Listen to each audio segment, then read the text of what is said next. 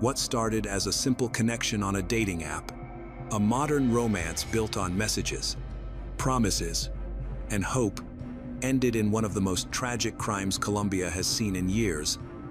This is the story of Laura Lopera, a 21-year-old mother striving for a better life, a daughter carrying her family's dreams, and a young woman whose kindness made her loved by all.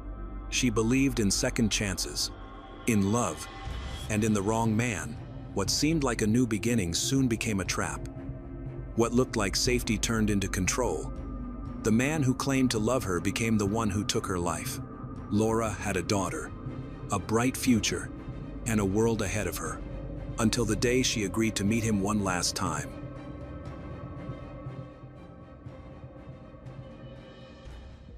Laura Lopera was born in Medellin, Colombia.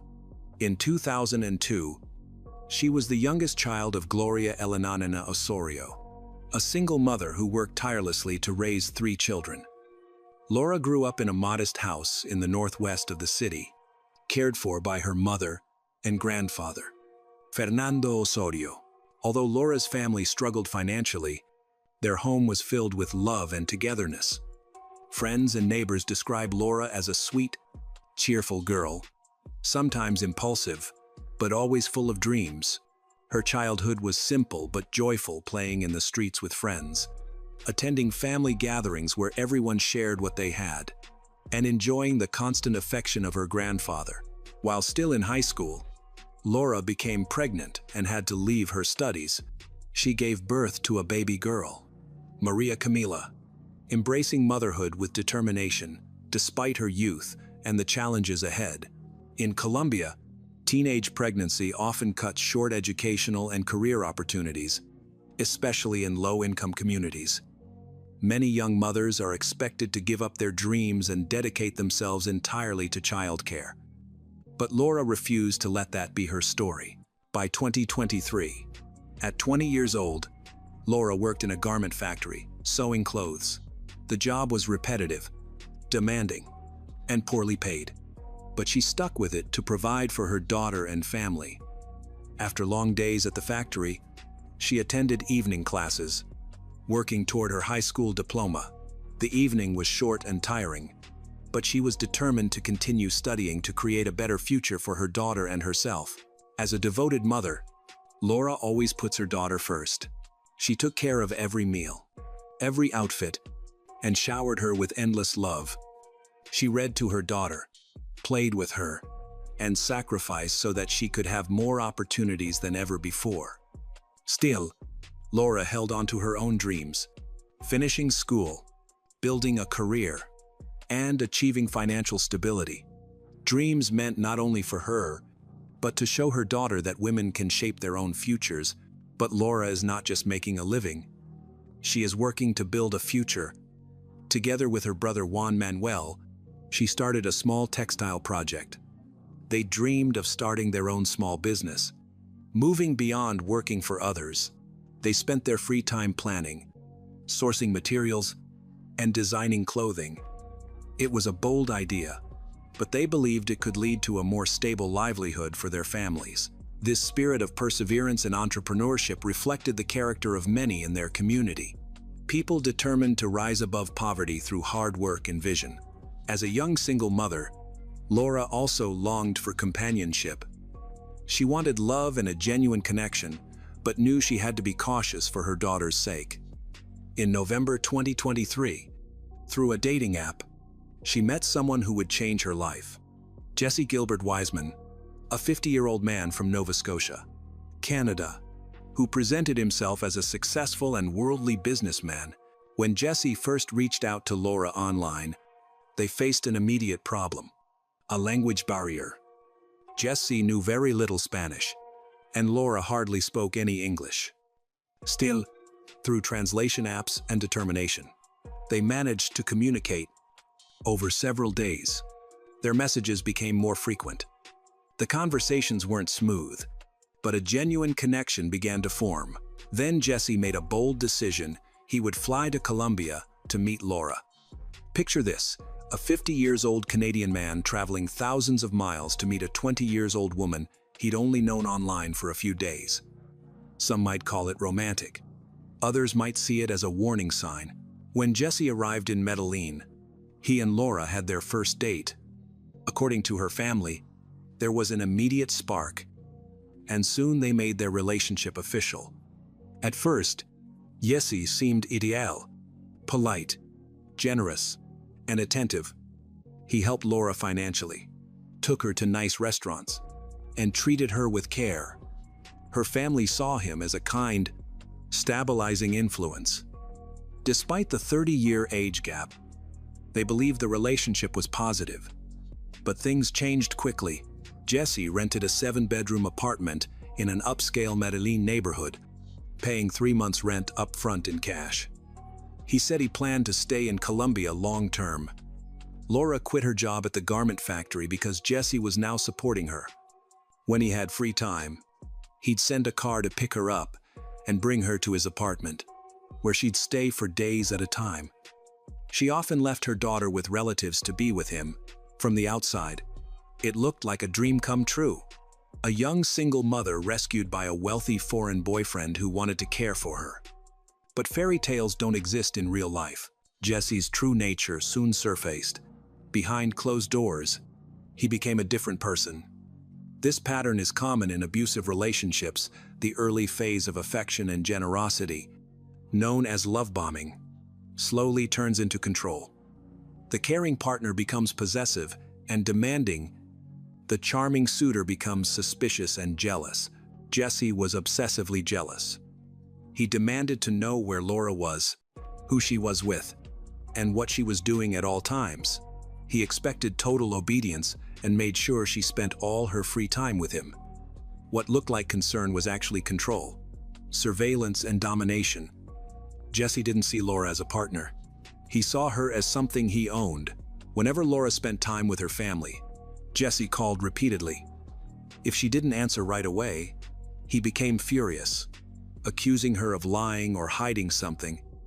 Laura lived in fear, always trying to avoid setting him off, constantly forced to explain her every move. She didn't tell her family about the abuse. Like many victims, she kept it secret. Victims often stay silent for many reasons. Shame, fear of not being believed, fear of losing financial support, or making the situation worse. They often cling to the hope that the abusive person will change, that the loving partner they once knew will come back. And as their abuser isolates them, cutting them off from friends and family, reaching out for help becomes even harder. However, Laura still confided in a friend, Sarah. She said that if anything happened to her, Sarah should not let Jesse near her daughter. Those words weren't a joke or exaggeration. Laura was frightened. Deep down, she sensed the danger she was in. Some part of her knew Jesse could hurt her, but she felt trapped, financially and emotionally. Jesse had become her provider. Without him, she didn't know how she and her daughter, Maria, would survive.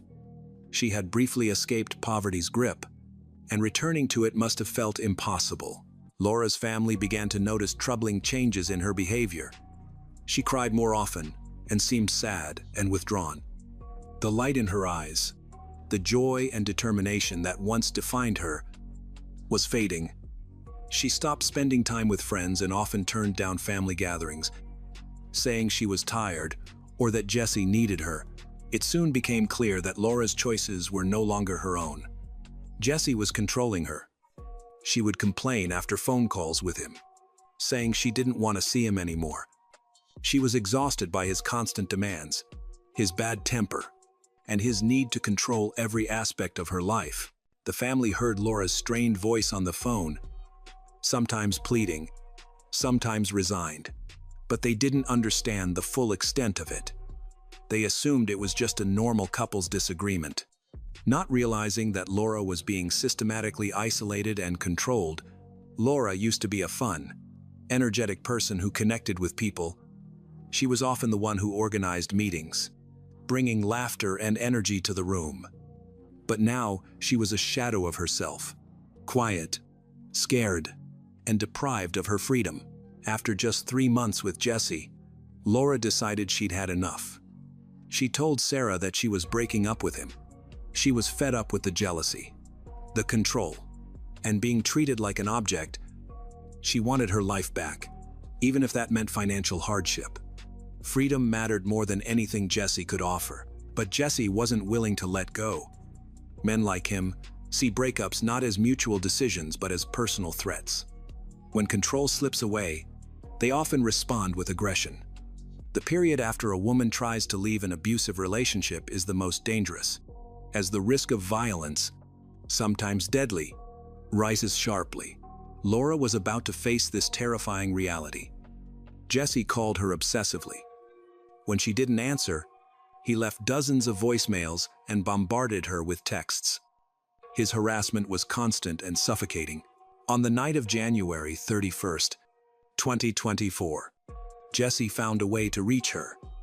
Knowing she was ignoring his calls, he rang her grandfather's phone, aware she'd be there and might answer a call from that number. It was a calculated manipulation, a common tactic abusers use to bypass boundaries. They talked for a long time. What exactly was said remains unknown, but Jesse persuaded Laura to meet him one last time. He likely promised to change or used guilt and threats to sway her. Whatever he said, he convinced her. That afternoon, Laura asked her grandfather to watch her daughter, Maria. She said she needed to take care of something but avoided giving details. She didn't want to worry her family and probably believed she could manage the conversation on her own. Before leaving, she borrowed her grandfather's phone, apparently as a safety measure. Perhaps she sensed danger and wanted a record of her interactions with Jesse. Just in case, she left home around 4:00 p.m. That day, when Laura didn't return that night, her family assumed she was with Jesse. But as days passed with no contact, their concern turned to panic. She wasn't answering calls or messages, and that was completely unlike her, especially because she would never go days without checking on Maria. On February 10, 2024, 10 days after Laura left home, her family filed a missing person report. However, they didn't wait for the police to act. Laura's mother, Gloria, her brother, Juan Manuel, and a taxi driver friend decided to look for her themselves. They suspected Jesse, but there was a problem: they didn't know where he lived. Laura had always been picked up by cars Jesse sent, but the taxi driver remembered the area where Jesse lived. After some searching, they located the building and spoke to the landlord. They explained that Laura was missing and asked to check Jesse's apartment. The landlord said she had seen Jesse recently and that everything had seemed normal. Then she mentioned something unusual. On February 10, she had called Jesse about a terrible odor coming from his apartment. Jesse told her he had accidentally left garbage inside before urgently returning to Canada for a family emergency. He promised to come back soon to clean it up. The landlord had believed him. Jesse had always paid rent on time, 3 months in advance, and had been a model tenant. She even watered his balcony plants. But as she approached the apartment, the smell kept getting worse. After seeing the missing person report, her attitude changed. She allowed Laura's family to enter. The taxi driver went in first, followed by Gloria and Juan. The apartment was large, with 7 rooms to check. The driver searched room by room until he opened one of the bedrooms. What he found would haunt him forever. Inside a suitcase, with blood seeping from its edges, was Laura's body. Horrified, the taxi driver blocked the doorway so Laura's mother and brother couldn't see the scene. They immediately called the police. When officers arrived, they secured the area and launched an investigation. A preliminary forensic examination began as investigators focused on the main suspect, Jesse Gilbert Wiseman. It was clear not only from the family's statements but also because Laura's body was found in his apartment. Forensic results helped establish the timeline. Laura had left home on January 31. The autopsy showed she was killed on February 5, and her body was discovered on February 10. That meant Jesse had several days to flee before anyone realized what had happened. By the time her body was found, he was already gone. Authorities traced his movements. On February 9, one day before Laura was found, Jesse flew from Medellin to Bogota, then took an international flight to Guatemala. Colombian authorities alerted their Guatemalan counterparts and requested help capturing him. Interpol issued a blue notice to track him internationally. The hunt for Jesse became global. As the investigation continued, more evidence surfaced. Investigators found several audio recordings on a phone Laura had borrowed from her grandfather. The recordings captured her final conversations with Jesse. The audios revealed Jesse's true nature: threatening, abusive, and violent. They showed a man who couldn't accept rejection. Laura's brother also provided key information. He had spoken to Jesse on February 10. Before Laura's body was discovered, Jesse lied, claiming he was at the supermarket and had no idea where Laura was. He said she had decided to go home and he hadn't heard from her since. In reality, she had been dead for 5 days. Investigators believe Jesse was attempting to reach Thailand, possibly via a stop in Europe. Tightened passport checks were put in place at several borders to prevent him from disappearing into Southeast Asia, where extradition would be much more difficult. While the global manhunt for Jesse continued, Laura's family and friends mourned the loss of their beloved daughter and sister. Laura's funeral took place on February 16, 2024. Family, friends, and members of the community gathered to honor her memory.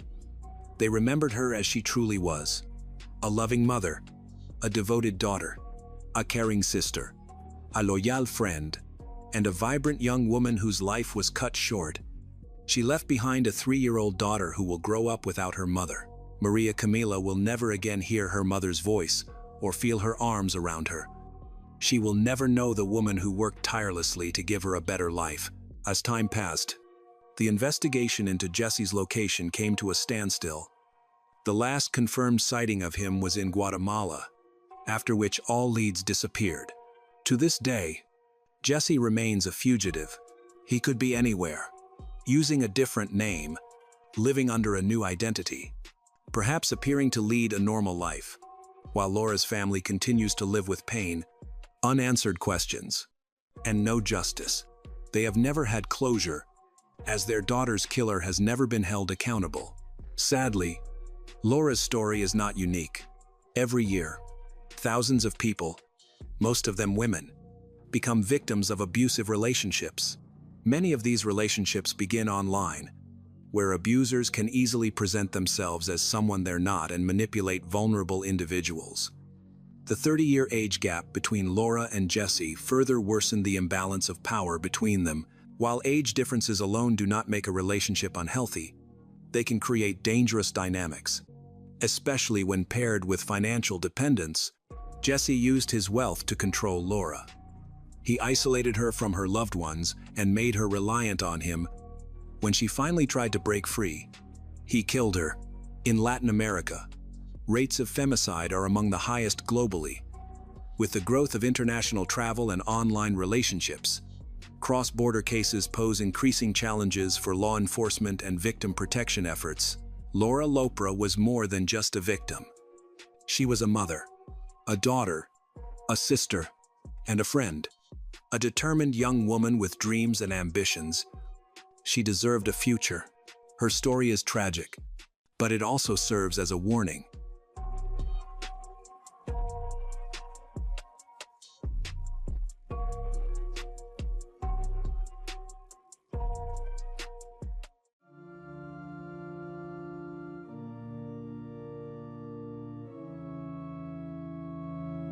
When a peaceful family home turns into the scene of a nightmare, everything people believe about safety, justice, and redemption faces its toughest test.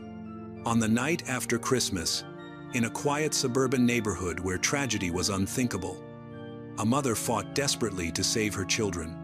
What investigators later uncovered didn't just shock the community, it sparked a national debate about how well the law protects victims and where it fails. This is the story of a couple who crossed oceans in search of safety, only to face the very horror they thought they had left behind. It's a story of love, courage, and a justice system that made an entire nation ask, how could this happen? To truly understand this tragedy, we must start with the family at its center. Lee and Emma Lovell, best friends who built a love story spanning more than 20 years. Their journey began long before the night their world fell apart.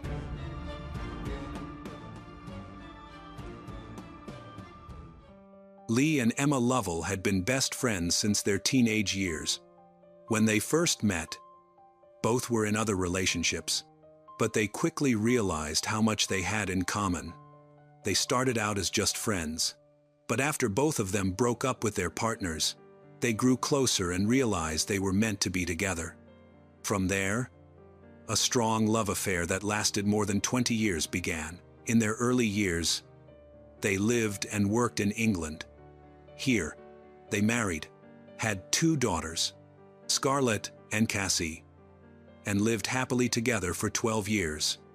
One day, while still in the UK, they heard a news story about an attack on a married couple.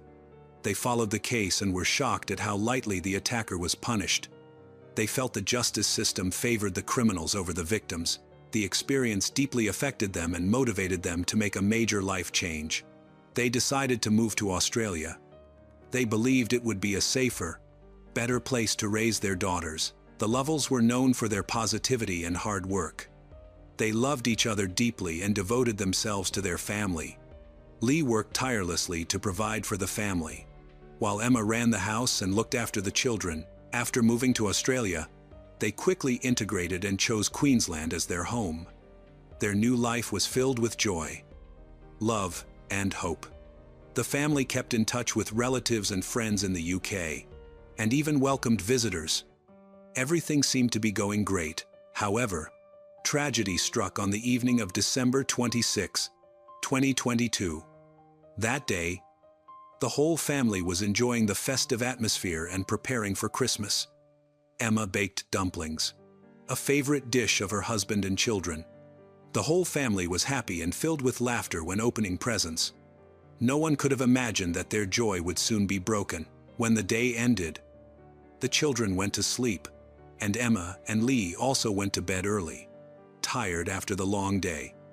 A couple of hours later, around 11:30 p.m., Emma was awakened by a suspicious noise.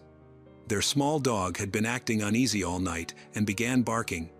Alarmed, Emma grabbed her phone and checked the home's security cameras. What she saw made her heart race. The front door was open. She alerted Lee immediately. Worried for their daughter's safety, he got up, opened the bedroom door, and found a stranger inside their home. For a moment, they all froze. Then Lee stepped toward the intruder, trying to force him out, just as he threatened to call the police. A sudden, intense pain struck him. Another man had attacked from behind with a knife. Lee collapsed to the floor in pain and confusion as the attackers kicked him. Emma screamed and ran to help her husband. She saw their youngest daughter, Cassie, in the hallway and quickly told Cassie to go back inside and lock the door. Before she could finish, one of the men attacked her as well. She fought back fiercely while Lee, regaining some strength, tried to defend their family. Despite being stabbed several times, Emma kept resisting, desperate to protect her daughters as the violent struggle continued. One of the robbers stabbed Emma again. Her wounded husband, Lee, joined her, and together they managed to force the attackers outside before fleeing the house. Bleeding, Lee immediately turned to his wife to check if she was all right, but quickly realized she was not. Emma weakened and collapsed, barely breathing. The entire left side of her nightgown was soaked with blood.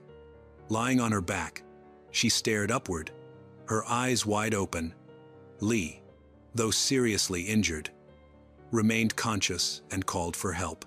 He rushed back into the house, trying to keep their daughters in their rooms so they wouldn't see their mother in such a state. Terrified, Lee phoned emergency services to report the attack. Police and paramedics arrived within minutes. Lee could only give a vague description of the attackers. They were teenagers, one of whom was carrying a large knife. Detectives confirmed this when they checked the kitchen area. All the tools the criminals had brought were still at the scene. Emma lay on the lawn, still alive but badly wounded. Paramedics treated her in the yard before transporting her to the hospital due to the severity of her injuries. Lee was also taken for treatment but suffered only minor wounds. His main concern was Emma and their daughters. He kept asking about her condition and worried that the attackers might return. He urged the police to find them as quickly as possible. After giving his statement to detectives, 43-year-old Lee was told the devastating news. His wife, Emma Lovell, aged 41, had died from her injuries. Her death, after fighting to protect her home and family, caused nationwide outrage. Local residents demanded that the attackers be caught and severely punished.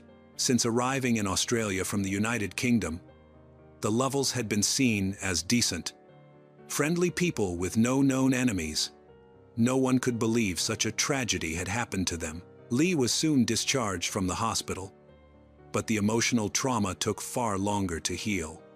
For months, he struggled with his grief and raised his daughters alone. All three suffered from nightmares and anxiety. The girls often slept in his room, which gave them all some comfort. Despite the precautions, Lee later said in an interview that he considered returning to the UK with his children. However, he first wanted justice for Emma and to see the criminal case resolved. The suspects were caught within hours of the attack. Police tracked down and arrested two teenagers who had run away from the Lovell home. What shocked everyone was that both were only 17 years old. In particular, Scarlett, Emma's daughter, was extremely shocked to learn that people her age could commit such terrible crimes. When told that Emma had died, the killer reportedly smirked. Because both attackers were minors, their names were withheld under Australian law. This decision angered the public, many of whom felt that the law protected criminals more than victims. An autopsy revealed that Emma suffered several stab wounds to the chest, the final one piercing her heart. She bled out before the paramedics could save her. Her heartbeat faded and returned several times, but she died minutes later without regaining consciousness.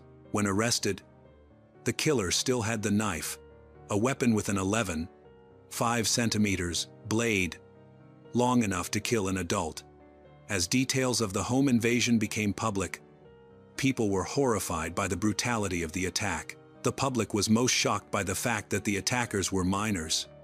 This was particularly troubling because crimes committed by juveniles have been increasing across Australia in recent years. Such incidents occur frequently and are often linked to lenient juvenile justice laws. According to many experts and officials, lenient treatment makes criminals no longer afraid of the law. The Lovell family's home surveillance cameras provided crucial evidence for the police. What Lee and his daughters witnessed was also reported in detail to the investigating agency, helping the police to accurately recreate the crime scene. The group of young men sneaked into the house by breaking down the front door, trying to act quietly. However, the family dog discovered and barked, waking Emma. Although the dog was scared and did not attack, that action inadvertently caused the tragedy to happen. Both suspects confessed that they had gone to the house intending to steal valuables, believing no one was home. They asserted that their goal had been burglary, not murder. Police confirmed this after finding stolen items in their possession. Further investigation revealed that the young man who fatally stabbed Emma had already committed 84 crimes by age 17. Most were burglaries and trespassing. Though some involved violence, none as brutal as this killing. His co-defendant also had numerous, albeit lesser, convictions. Despite their numerous offenses, neither had ever served time in prison, largely because they were considered minors. Each time they were caught, they were released.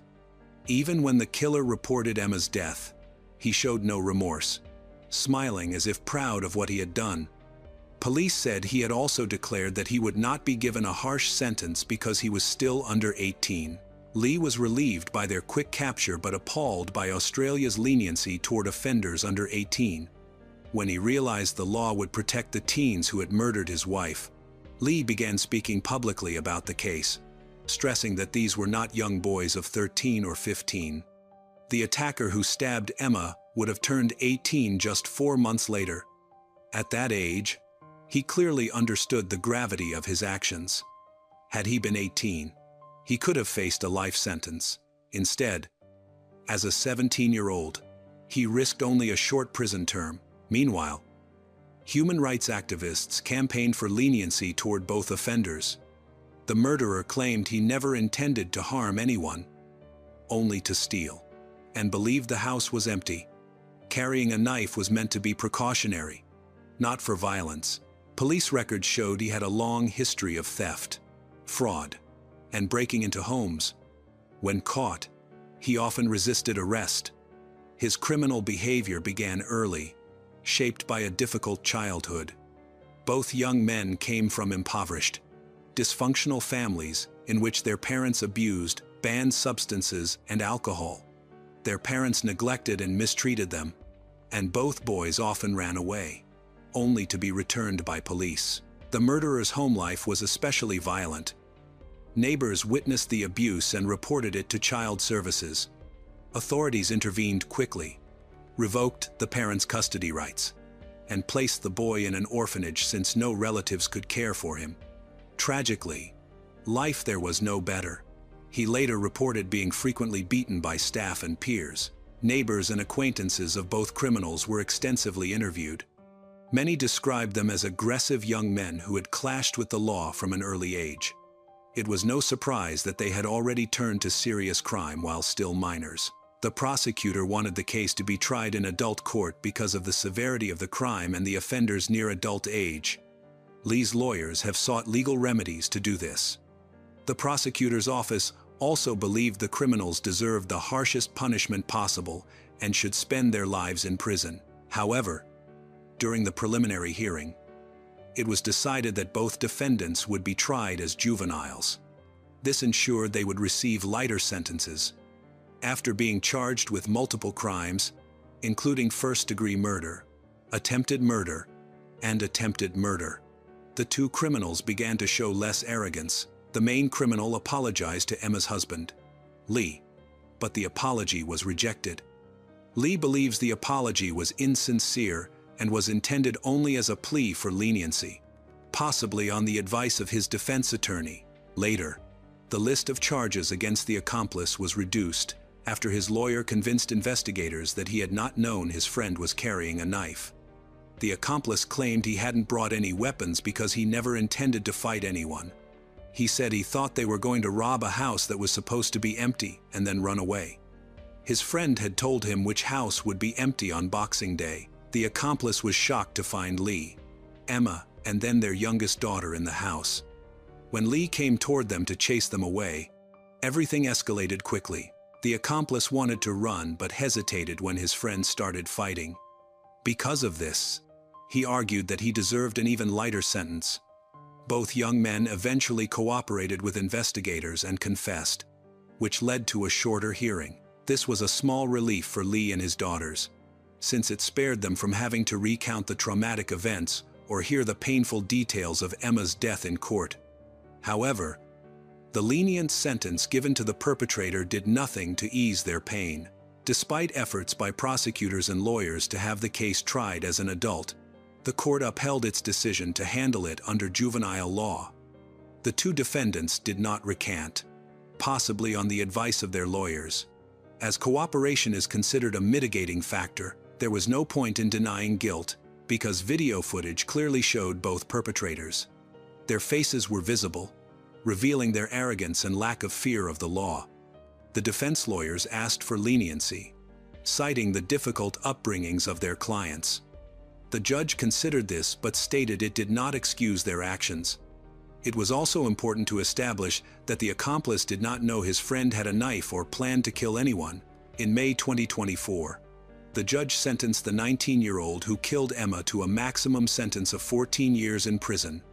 Legally, he had to serve at least 70% of the sentence, about 10 years, before being eligible for release. The judge called the crime particularly heinous. The defense disagreed, arguing that the sentence was too harsh, and immediately appealed. The appellate court accepted the appeal. The new judge ruled that while the 14-year sentence would stand, the minimum time to be served would be reduced from 70% to 60%. By the time the appeal was resolved, the killer had already served some time. After accounting for 500 days spent in pretrial detention, his total prison time was reduced to just over 6 years. This outcome was another devastating blow for the Lovell family, as the killer's sentence was effectively shortened by nearly a year and a half. As a result, Emma's killer can now be released after serving 8 to 12 years, with his expected release date set for 2031. After learning of the appeals court's decision, the Attorney General announced an appeal to the Supreme Court. Although the outcome remains uncertain, Lee and his supporters expressed deep disappointment and trauma following the court's decision. He said the ruling had caused his family even more pain and condemned the law for favoring criminals while ignoring the fact that he had lost his wife and 2 daughters no longer had their mother. After the hearing, Lee also announced he would campaign for reforms to Australian laws. Many citizens supported Lee's determination. They believed Emma Lovell's murder exposed serious flaws in the current legal system, which they saw as failing to protect ordinary people. The judge explained his ruling by citing the killer's guilty plea, apparent remorse, and potential for rehabilitation. Considering his age and behavior, these statements caused outrage in the community, almost as much as the sentence itself. The only aspect that remained unchanged was the supervision the killer would receive after release, leaving many to question whether it would be enough to protect the public. Even Queensland's Attorney General criticized the outcome. He argued that the weak laws were the result of long-standing policies under Labor governments. Observers of the trial were convinced the killer showed no real remorse and had only said what was necessary to receive a lighter sentence, a strategy that, unfortunately, succeeded. The killer's accomplice was tried later that October. This trial was heard by judges alone. The juvenile offender was acquitted of murder and assault because he was not directly involved in Emma Lovell's death. But he was convicted of burglary and breaking and entering the Lovell home. In December, he was sentenced to 18 months in prison. However, since he had already spent more time in custody awaiting trial, he was released immediately. This decision alarmed the local community, as he was known to be a repeat offender. Months before the attack on the Lovells, he had broken into another occupied home. Although the residents scared him off before he could steal anything, he stole a car from the driveway. Ironically, he was later caught when he tried to refuel the stolen car and left without paying. It appeared the offender was incorrigible and likely to reoffend. Because of the lenient laws, the prosecution had to push hard for stronger measures. The prosecutor sought a 12-month suspended sentence after his release, arguing it was the only way to protect both the public and the offender by helping him reintegrate safely. He also pointed out that the young man already had over 100 offenses on record by the time of the murder. The defense lawyers for both the killer and his accomplice focused on mitigating their client's culpability. They highlighted the offenders' troubled childhoods, expressions of regret, and desire to change. They claimed their clients planned to participate in rehabilitation programs, find legitimate work in construction, or serve in the military after release. The defense also drew attention to the poor conditions in correctional facilities. Due to staffing shortages, the juvenile offender had been kept in solitary confinement for 110 days. The Lovell family saw this claim of mistreatment as a further insult to Emma's memory. At his sentencing, Lee described in detail the trauma he and his 2 children suffered after the death of his beloved wife. He explained that since the murder, he had been unable to sleep and had done everything possible to support his daughters, though he knew their lives would never return to normal. Lee said that while he had once planned to move to Australia to pursue his dreams, he had recently thought about returning to the UK. However, he decided to stay because his wife was buried in Australia. Lee visits her grave often, sometimes with his daughters, to talk to her and share updates about their lives. Although neighbors, family, and friends offer their support, He admitted that nothing could ease his pain, which he believed would remain with him forever. After the trial, Lee told reporters he felt that UK laws were too lenient, but that Australia's were even worse. He believed the legal system often favored offenders, leaving him feeling unsafe. In response, Lee said he refused to accept such injustice. He began leading efforts to reform Queensland's criminal laws, pushing for mandatory life sentences for murder, with a minimum of 20 years before parole eligibility. His proposal also included applying this rule to juvenile offenders, regardless of age.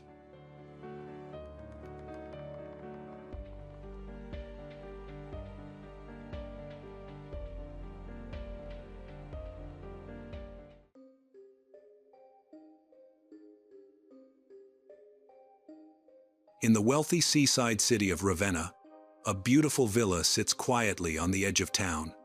But behind its opulent exterior, deep in the cold basement, a terrible secret awaits discovery. For 3 days, no one has heard from Julia, a 39-year-old mother of 3, until she disappears without a trace. Investigators begin searching all the places Julia once lived, eventually coming to a villa that had been abandoned for many years, the property of her husband, Matteo Cagnoni. Upon entering, the police smell a strong smell of bleach, then discover traces of blood. The smell grew even stronger as they descended into the basement, where they uncovered a horrifying truth. Julia's mutilated body lay hidden in the darkness. Within hours, Ravenna was engulfed in a single question: how could Matteo, a handsome, famous dermatologist, who had appeared on television and was admired for his stance against domestic violence, become a ruthless killer? Their seemingly perfect love gradually decayed into obsession, control, and rage. This is the story of a marriage that appeared happy, a woman struggling to reclaim her freedom, and a husband who chose murder instead of divorce. A tragedy that shocked Italy and reminded us that, too often, a woman's own home can be the most dangerous place for her.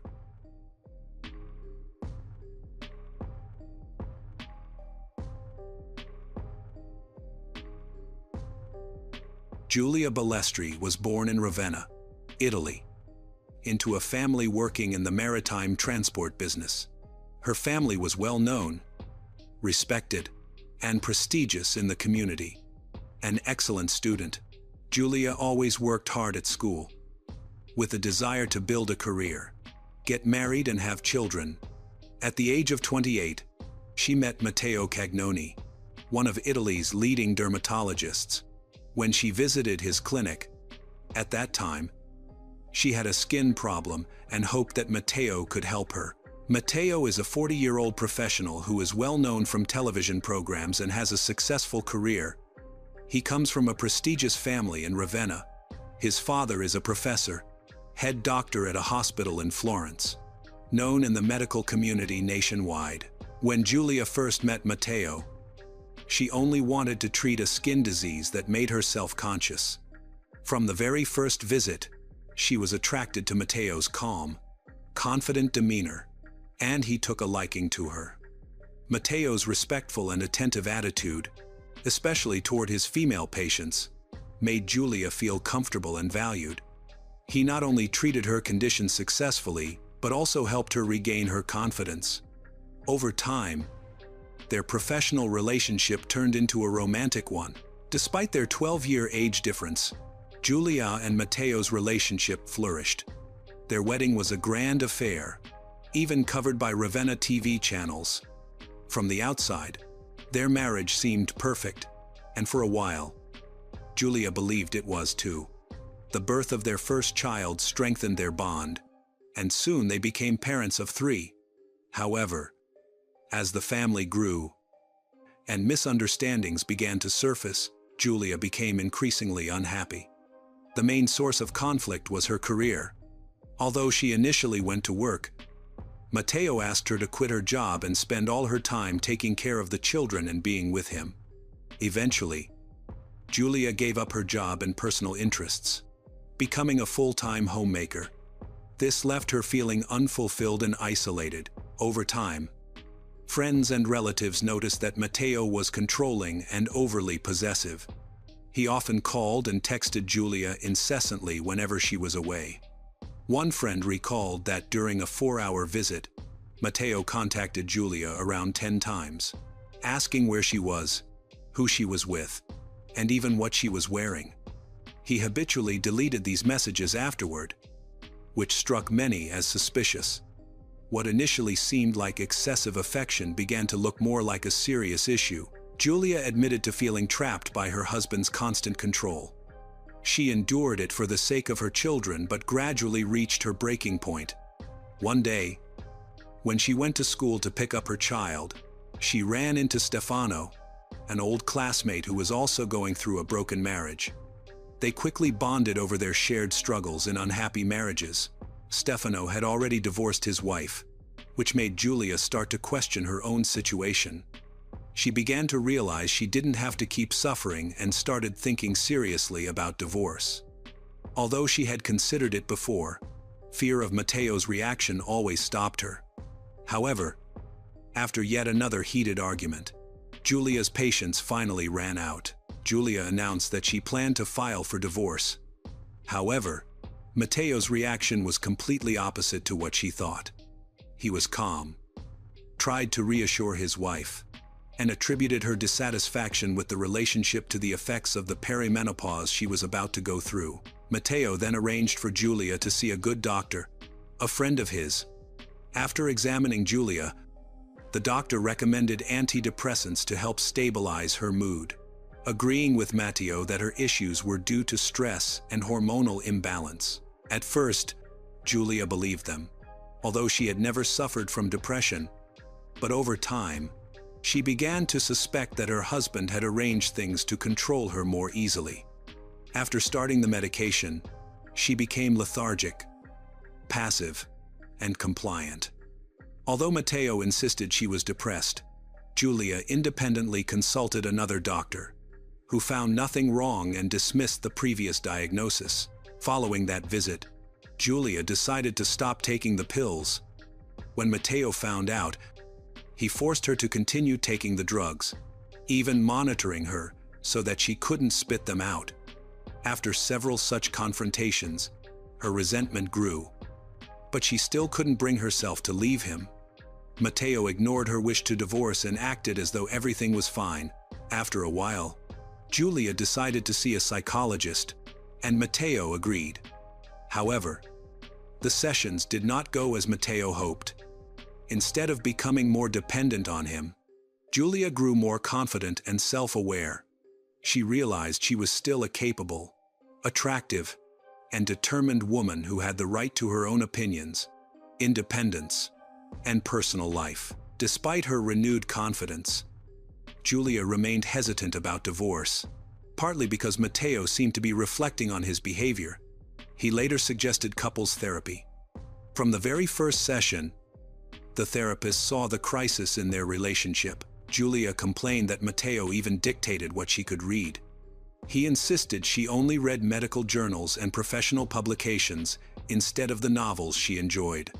Instead of listening and changing, Matteo sought out another specialist, Dr. Maurizio. When they first met with Maurizio in December 2015, he noticed a deep imbalance between them. Matteo is confident and successful, while Giulia is in despair, controlled, and so afraid that she doesn't dare to express her own thoughts.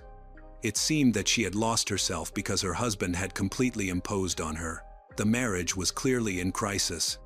Giulia longed for freedom, growth, and her own career, while Matteo insisted she should stay home and care for their children. He refused to consider separation, attributing their problems to a difficult phase they simply needed to overcome together. However, Maurizio quickly realized that Matteo was trying to control his wife and wanted to force her to stay with him. Giulia's desire for freedom was completely justified. In fact, when she met her old classmate Stefano again in June 2015, an emotional connection arose between them. At first, they just chatted, but gradually, The relationship became romantic. Giulia is very afraid of Matteo, so she does not dare to confess her new feelings. Matteo, however, noticed the change in her and began to obsess. He could not accept the divorce, seeing it as a failure, especially since he came from the aristocratic class in Ravenna, where honor and status were highly valued. The thought that his wife could leave him hurt him deeply. When he suspected Giulia of cheating, he tried to control her even more and tried to catch her in the act. But all his efforts failed. In June 2016, about a year after Giulia met Stefano, Matteo hired a private investigator to learn who his wife was seeing and when. By August, the investigator had uncovered everything. He revealed that Giulia was having an affair with Stefano and even provided Matteo with a photo of them together. Furious, Matteo confronted Giulia, leading to a heated argument. She never admitted to being unfaithful and instead insisted on separating. Matteo refused to grant her a divorce. Following this confrontation, his attitude toward her grew even more hostile and cruel. Matteo began using expressions related to defending his honor. For many years in Italy, so-called honor crimes had been used as mitigating circumstances in court when men killed their wives. However, by 2016, this justification had not been legally accepted for decades. Nonetheless, Matteo claimed his wife had dishonored him. Another argument broke out, during which he threatened to take the children after the divorce. The tension escalated until he hit Giulia. Later, in front of the children, he denied ever harming her and swore he never would. These incidents terrified Giulia, convincing her that Matteo would never let her live freely or peacefully. Giulia fell into a mental crisis but still tried to find the strength to break free from the oppressive relationship that had lasted throughout 11 years of marriage. She was determined to regain her freedom. By September 2016, she had finally made up her mind. While Matteo was away, she took the children and moved out of their home. During this period, she spent much time with family and friends. Giulia saw this as a moment of liberation, albeit a difficult one. Her greatest fear was that Matteo would retaliate and attempt to gain custody of the children through the courts. She knew she had to act carefully, but her decision to leave him was firm and irreversible. On the evening of September 18, 2016, Stefano and Giulia's brother, Guido, went to the Ravenna police station to report that they hadn't been able to reach her for several days. They said that Giulia is the mother of 3 children and could not have simply disappeared. They also said that Giulia was still Matteo's wife but was in the process of divorcing him, and that the two often argued. By that fall, Giulia and Stefano had been together for around a year. The last time Guido and Stefano had seen or spoken with her was September 15, 3 days before they reported her missing. That evening, at 10:00 p.m., the police took their statements and officially began investigating Giulia's disappearance. Police officers immediately contacted mobile operators to locate Giulia's phone, which had been inactive for more than 48 hours. They were unable to trace her location and found that verifying her call history would take additional time.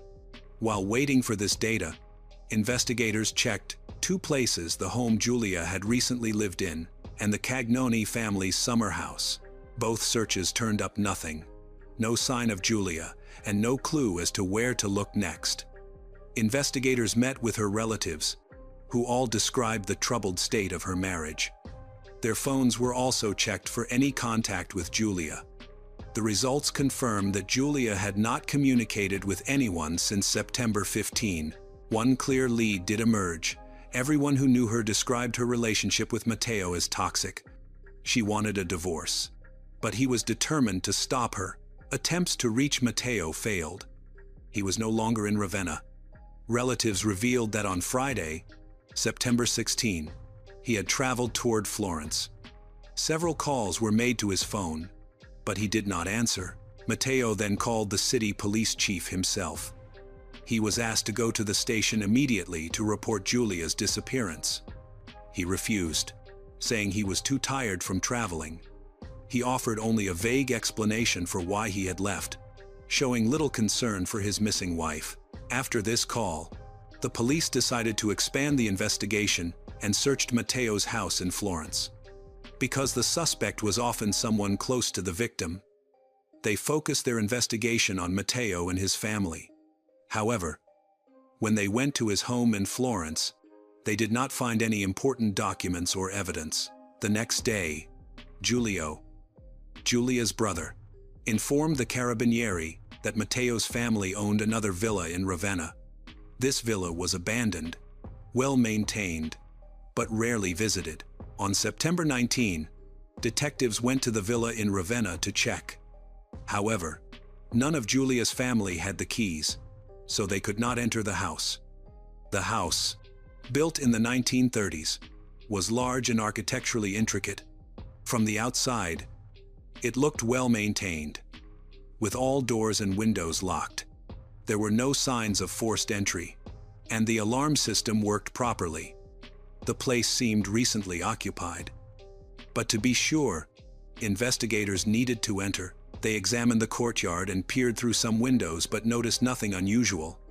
Eventually, they obtained the keys and entered. The search began on the upper floors and continued downward.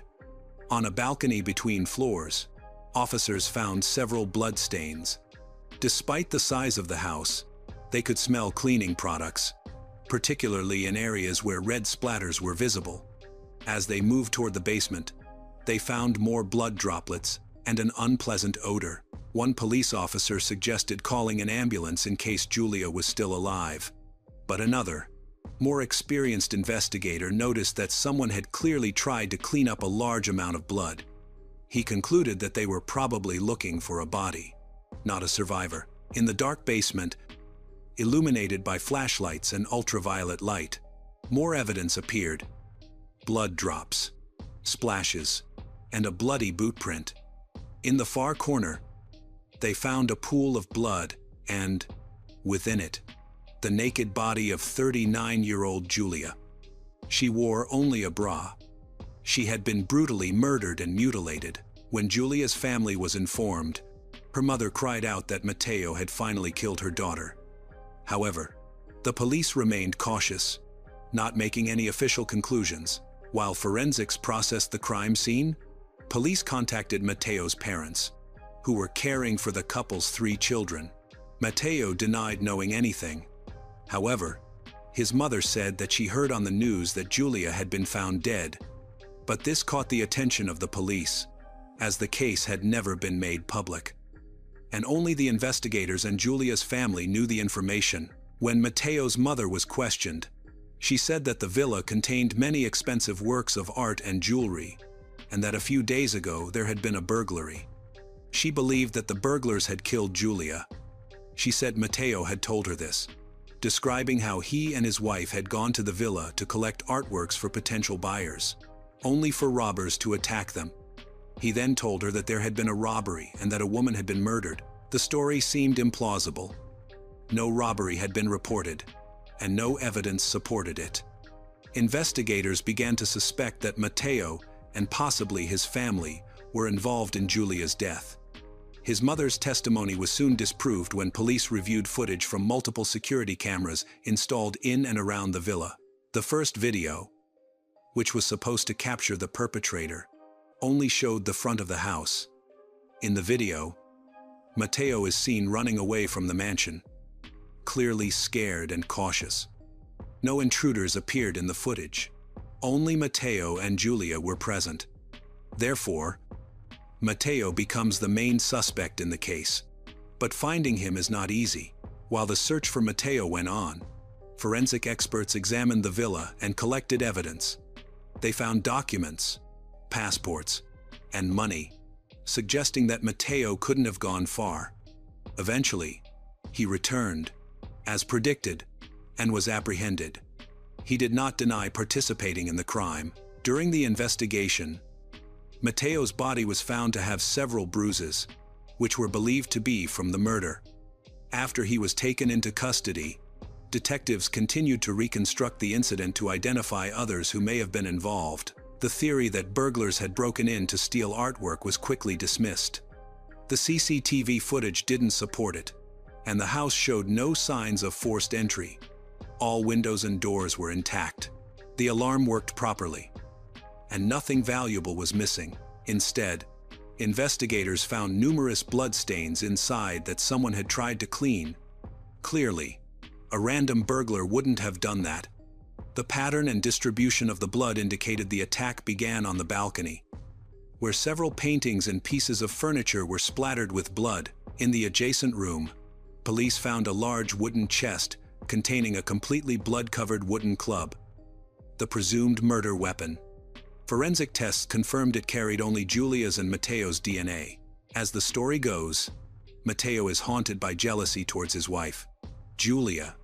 He couldn't forgive her for cheating, but he also couldn't accept a divorce. He was afraid of being labeled a failure, especially since Julia was the one who filed for divorce. Although everyone thought they were a perfect couple, Matteo considered it a disgrace and didn't want to ruin his image. So he decided to solve the marriage in another way. Matteo lured Julia to the villa under the pretext of taking pictures of paintings for sale, then attacked her near the balcony. The blow was so powerful that blood splattered the walls and stained nearby paintings. Julia fell unconscious, but Matteo continued the assault. She likely regained consciousness and tried to protect herself, but in vain.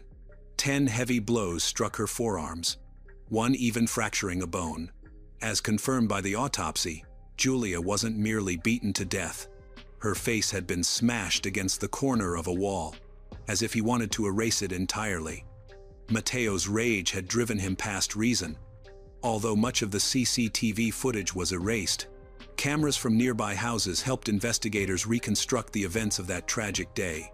On the morning of the murder, Matteo and Julia took their children to breakfast at a bakery in Ravenna. The camera captured images of them there, helping to confirm the clothing and footwear they were wearing. A later comparison showed bloody footprints in the villa's basement that matched Matteo's boots. 2 hours after leaving the bakery, Matteo was seen running out of the villa alone, without Julia, and driving away. Investigations confirmed that Julia never left the villa. Further video showed Matteo later returning with cleaning supplies, which he brought inside before leaving again shortly after. Later, he traveled to Florence with their 3 children to leave them at his parents' home. He also left some villa items there, such as chair cushions, later found to contain traces of Julia's blood. Matteo had tried to conceal the evidence. The next day, he returned to the Ravenna villa, presumably to clean the scene more thoroughly. Julia's lover, Stefano, gave the police letters he had exchanged with her. In the days leading up to the tragedy, Julia seemed more frightened than inspired. She repeatedly said she planned to leave Matteo and was already preparing to move out, but she feared he would stop her. She also worried that the divorce process would end badly. Matteo never admitted to the murder. He insisted that thieves who broke into the villa for the paintings had committed the crime. He continued to claim his innocence, saying he truly loved Julia and that they had a strong mutual understanding. He tried to present himself as a loving husband and father. However, prosecution witnesses, especially members of Julia's family, contradicted his claims. They described Matteo as manipulative and cruel, someone who carefully built a false image of himself. His mother stated that he constantly pressured her daughter and closely monitored their communication. He was controlling and jealous. Despite the defense's efforts, Matteo Cagnoni was found guilty. The court recognized aggravating circumstances, noting the crime's premeditation and brutality, and sentenced him to life imprisonment. Later, a new version of events appeared. According to this account, after being struck on the head, Julia fell over the balcony railing and died from the fall. The defense argued that Matteo did not intend to kill her. He simply hit her in a burst of anger, and her death was accidental. They tried to have the charge reduced to second-degree murder. This explanation was unconvincing. The prosecution demanded a life sentence, and Mateo's lawyer requested a psychiatric evaluation, hoping it would show insanity. On June 22, 2018, the judges upheld the original guilty verdict, including the aggravating factors, and denied the psychiatric request. Mateo Cagnoni received a life sentence and remains in prison. From prison, Mateo regularly writes letters to his family and friends, which are shared with the police. In them, he admits he was not a perfect husband, having been unfaithful while Julia stayed at home. He also revealed that he knew about her desire for a divorce and had deliberately moved his assets to avoid splitting them. Planning to leave her with nothing, Mateo also boasted about receiving letters from female admirers who wanted to marry him.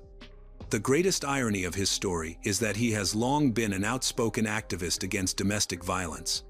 For years, he publicly condemned men who killed their wives, only to commit the same crime himself.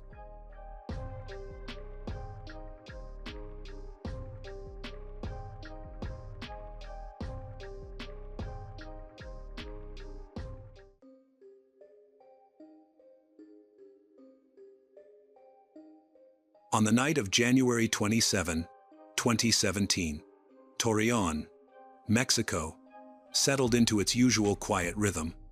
The air was cool, and the streets slowly emptied. Two young women walked along the boulevard, deep in conversation, unaware that their time together was about to end. One of them was 21-year-old Sarimar Soto, a young mother, hairstylist, and daughter who had endured more than most. In just 7 months, Sarimar was meant to walk down the aisle in a white dress. After years of hardship, her life seemed to be finally coming together. Love, stability, and the hope of a family. But in an instant, everything changed. Somewhere nearby, headlights flared, an engine came to life, and a terrible decision was made.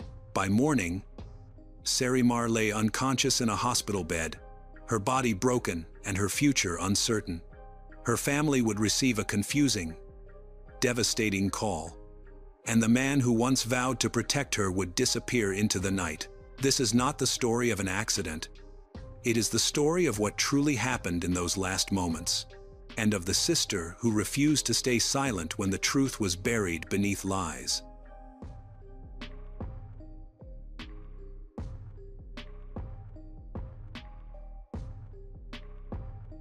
Sarimar Soto was born on October 13, 1995, in Torreon, Mexico.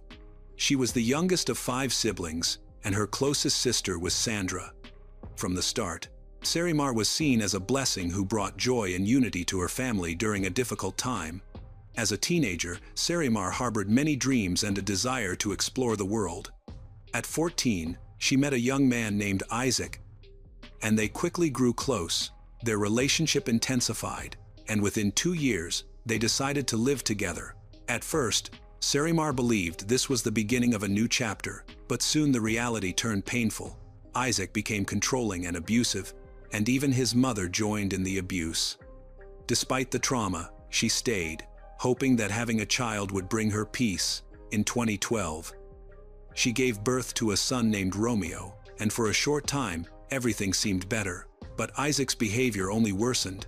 He threatened to take Romeo away if she left, trapping her in fear and keeping her in a toxic situation. Desperate, Sarimar confided in Sandra, who promised that the family would help her whenever she chose to leave. 2 months later, after another violent episode, Sarimar finally escaped. She fled to her parents' home, where her family and local authorities helped her regain custody of Romeo. Sarimar was safe, but the emotional wounds were deep. At 17, she was a young mother having to rebuild her life and self-confidence. Isaac's cruel words, that no one would love her because she had a child, haunted her. Still, she dreamed of finding someone who would accept her and Romeo completely, someone to build a real family with. She often imagined herself walking down the aisle in a white dress, starting a new chapter filled with love and stability. Over time, Sarimar began to heal. She returned to school to complete her secondary education, while her parents and sisters cared for Romeo. She discovered a passion for beauty and fashion, Eventually studying hairstyling, after earning her certification, she started offering hair and makeup services at clients' homes. Her charm, warmth, and dedication quickly earned her a loyal following. She was talented, hardworking, and determined to create a better life for her son. Sarimar's dream was to one day open her own hair salon, a symbol of freedom and strength after years of hardship. She started saving money, gradually buying the necessary tools and products. Life slowly returned to a stable routine. One night, a friend invited her to a local event where a small band was playing. Though she wasn't usually the outgoing type, Sarimar decided to go. That evening, she met Jorge Alejandro, a musician 3 years older than her. Jorge seemed polite, charming, and responsible. He told everyone he was a single father raising his daughter after his ex-partner left, which made him appear kind and dependable, exactly the kind of man Sarimar had always hoped to meet. From their first meeting, Jorge was drawn to Sarimar. Through mutual acquaintances, he learned about her, her work, her hobbies, and the things that made her smile. After that came bouquets of flowers, messages, and gentle dates. Sarimar was 18 at the time and believed this could be the love of her dreams. By 2014, they were officially a couple. At first, everything seemed wonderful. Jorge was affectionate and attentive, and when Sarimar introduced him to her family, he made a good impression. They believed, as she did, that he could be the man who would finally treat her with the love and respect she deserved. Over the next 3 years, their relationship grew stronger. Jorge and his young daughter, and Sarimar and her son Romeo, lived happily together as a real family. They went on trips, celebrated birthdays, and enjoyed countless simple moments together. To everyone around them, they looked destined to be together. In July 2016, Jorge fulfilled Sarimar's biggest dream. He proposed. She was overjoyed, proudly showing off her ring as she began planning the wedding she'd dreamed of since childhood. The date was set for August 9, 2017, and Sarimar threw herself into preparations, full of excitement and hope for their future. By January 2017, wedding plans were well underway. On January 27th, Sarimar and Jorge spent the entire day taking care of last-minute details, visiting venues, checking decorations, finalizing arrangements. It was a long day, and when they returned home around 8:00 p.m., they were exhausted. Later that evening, Sarimar changed clothes and went with Jorge and Romeo to a small reunion organized by her old school friends. A few hours later, she brought Romeo home and asked her sister Sandra to look after him. Afterward, she went with Jorge to a music event where he was performing. Before leaving, she said goodbye to her family, promising not to be late. She continued messaging Sandra until around 12:30 a.m., then stopped responding. Sarimar was known for being punctual and never stayed out past 1:00 a.m. When that time passed and there was still no sign of her, Sandra began to worry. Then, at 6:40 a.m., her phone rang. The call came from Jorge's number, but it wasn't him, it was his father. His voice was full of anxiety as he announced that Jorge and Sarimar had been in a car accident, crashing into a trailer, and that her family needed to go to the hospital immediately. Sandra's heart sank. She rushed to tell her mother and sisters, and panic broke out. One of her sisters fainted from shock.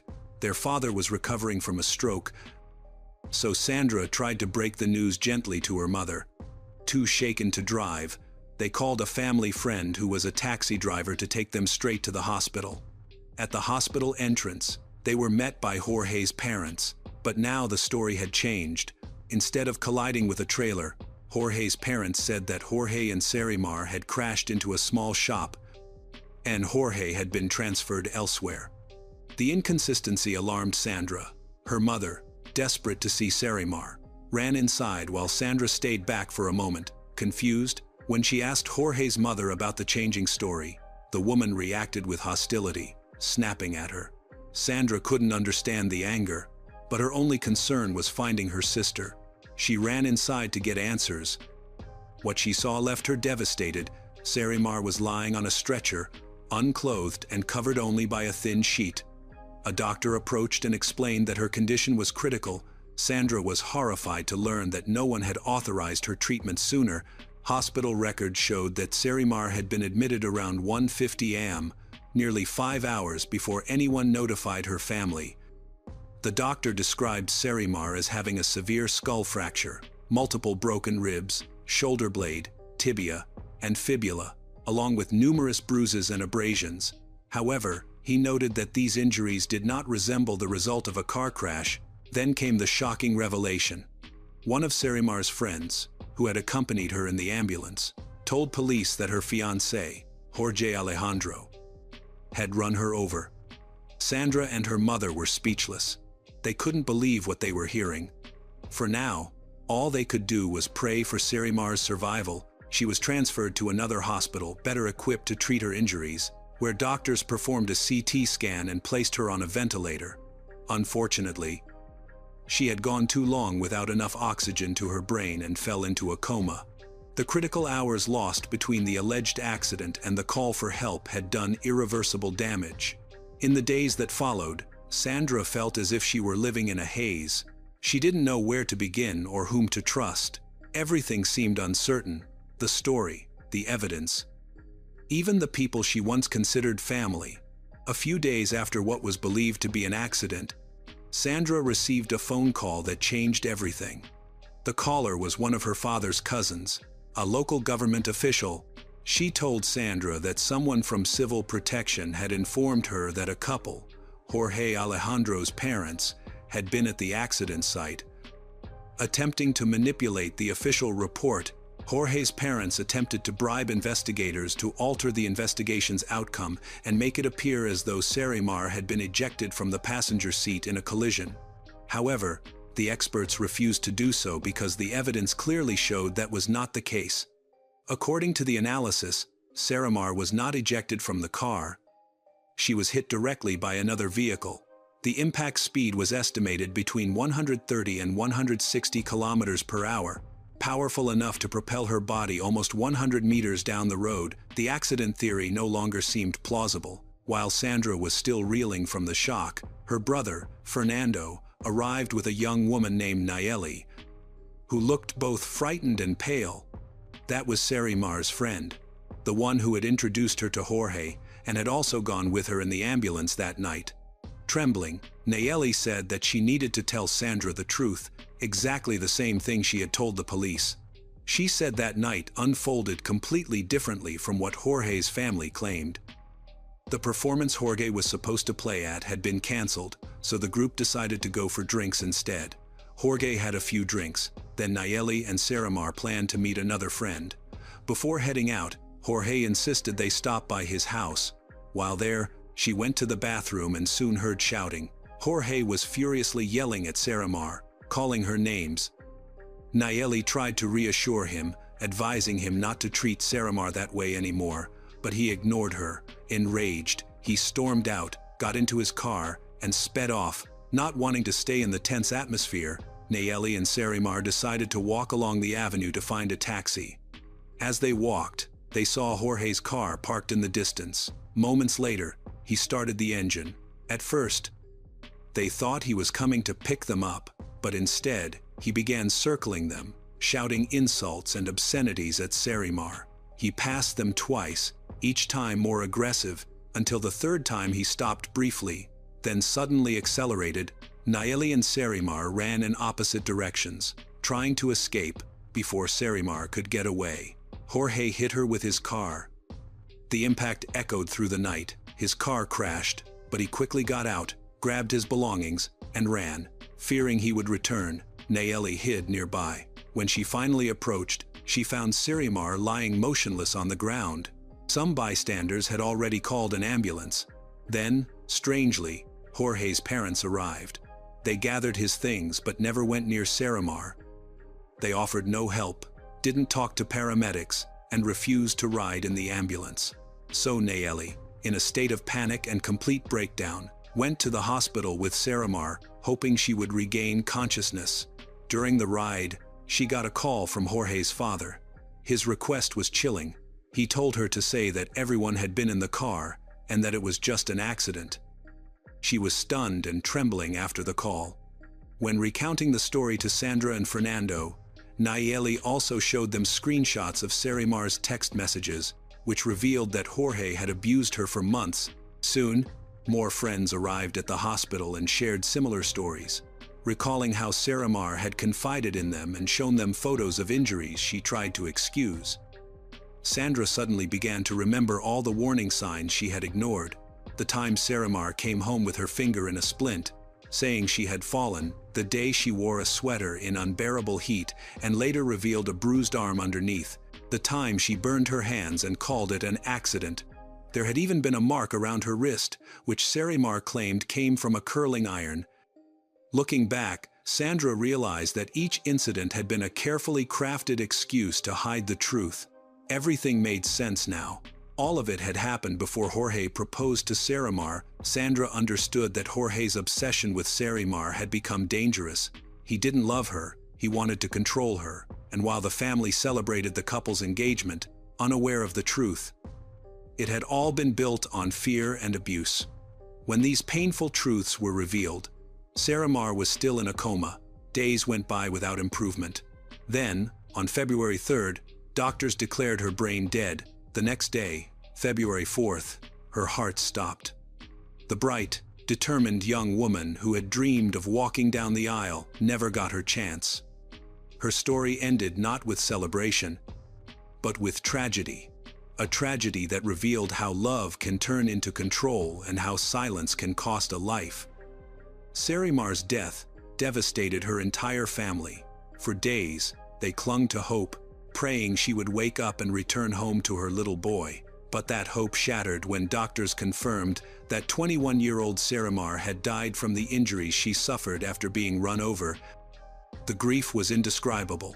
Her parents couldn't comprehend how the man they had welcomed into their home, someone they had trusted and treated with love, could do something so horrifying. He hadn't just been her boyfriend, he was supposed to be her future husband, the man who had promised to love and protect her. Now, Sarimar was gone, leaving behind a 3-year-old son who would grow up without his mother. Amid her pain, Sandra knew she had to act. Sandra created an account in Sarimar's name to demand justice and raise awareness about what had happened. At first, her posts were repeatedly removed, likely reported by people connected to Jorge or his family. But Sandra refused to give up. She kept creating new accounts, and eventually, one of them started gaining attention. Through that page, she not only shared updates about Sarimar's case, but also began posting about other women who had suffered domestic abuse or been murdered by their partners. With her background as a lawyer, Sandra connected with families across the country who had lost daughters, mothers, and sisters to gender-based violence. Together, they built a growing network of support, a community united in the demand for accountability and justice. Each day, more people joined their cause, and what started as a small tribute to Sarimar became a nationwide call to action. Yet even as the movement expanded, Jorge remained at large. Months passed with little effort from the authorities to find him. 6 months after Sarimar's death, the case was still unresolved. Then, on August 9, 2017, ironically, the day Jorge and Sarimar had planned to get married, Sandra received a call that changed everything. The caller was an anonymous woman who refused to reveal her identity, afraid for her safety. She claimed to have seen Jorge and shared precise details about his whereabouts, workplace, and daily routine. He was living about 4 hours from Torreon in a rehabilitation center for people struggling with alcohol addiction. According to the woman, Jorge was being sheltered by his uncle, who ran a similar facility nearby. During the day, Jorge worked at a small hamburger stand, returning to the center in the evenings. Armed with this information, Sarimar's family immediately went to the prosecutor's office. The following morning, the police arrested Jorge Alejandro. He was arrested and taken back to Torreon to face justice. Although his parents tried to claim the incident had been an accident, the evidence against him was undeniable. On August 16th, the judge officially opened the case, allowing 6 months for investigation. The trial started on November 20th, 2017. Prosecutors presented clear evidence of Jorge's guilt, his relationship with Sarimar, the record of abuse, and the circumstances leading to her death, testimonies, messages, and forensic findings all supported the same conclusion. 2 days later, on November 22nd, the court announced its verdict. Jorge Alejandro was guilty of femicide, the killing of a woman driven by gender-based violence. He was sentenced to 46 years and 3 months in prison, with no chance of parole. The courtroom fell silent. For Sarimar's family, justice had finally been served, but the fight wasn't over. In 2018, Jorge's lawyers appealed the ruling, claiming his human rights had been violated and that there were procedural errors. To Sarimar's loved ones, this felt like an insult to her memory. The court allowed Jorge 8 years to continue filing additional appeals, a loophole often exploited within the Mexican justice system to delay or overturn sentences. Years went by. Then, in late 2023, Jorge filed another motion for an amparo, a legal protection aimed at overturning his conviction and granting him full freedom. This move sparked outrage among women's rights groups and activists across the country. Sandra, along with other organizations that fight against femicide and gender violence, organized marches, protests, and campaigns to make sure Jorge's request was denied. They carried signs with Sarimar's face, chanting her name and demanding that her killer serve the full 46 years behind bars. For Sandra, it was no longer only about her younger sister. It was about every woman silenced by violence, every mother grieving, and every child left without a parent. In November 2024, Jorge's appeal was reviewed, but almost immediately another motion was filed for further examination. At that point, there was still no final decision on whether the court would accept or reject the appeal. Sandra and her family remained steadfast in their belief that justice would prevail. They want just one thing: for Jorge to stay in prison and serve every day of the 46-year sentence he earned for taking the life of Sarimar Marto, a young mother whose only dream was to love and create a peaceful life with her son.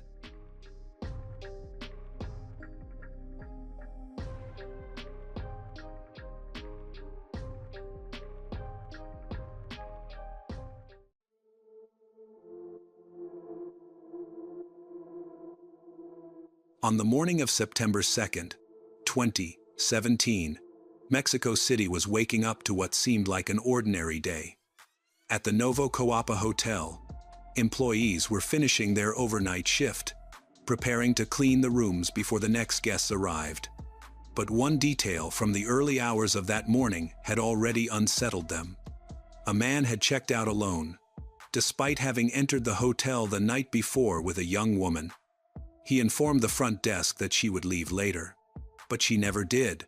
When housekeeping arrived at the room, their knocks went unanswered.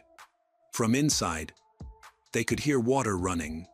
Fearing something was wrong, they forced their way in and were met with a scene of pure horror. Blood covered the room.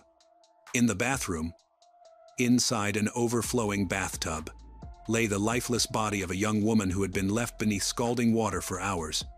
Her body bore clear signs of violence: deep wounds, bruises, and cuts to her throat. This moment marked the start of a case that would deeply affect Mexico. A tale of love, jealousy, violence, and an unyielding quest for justice.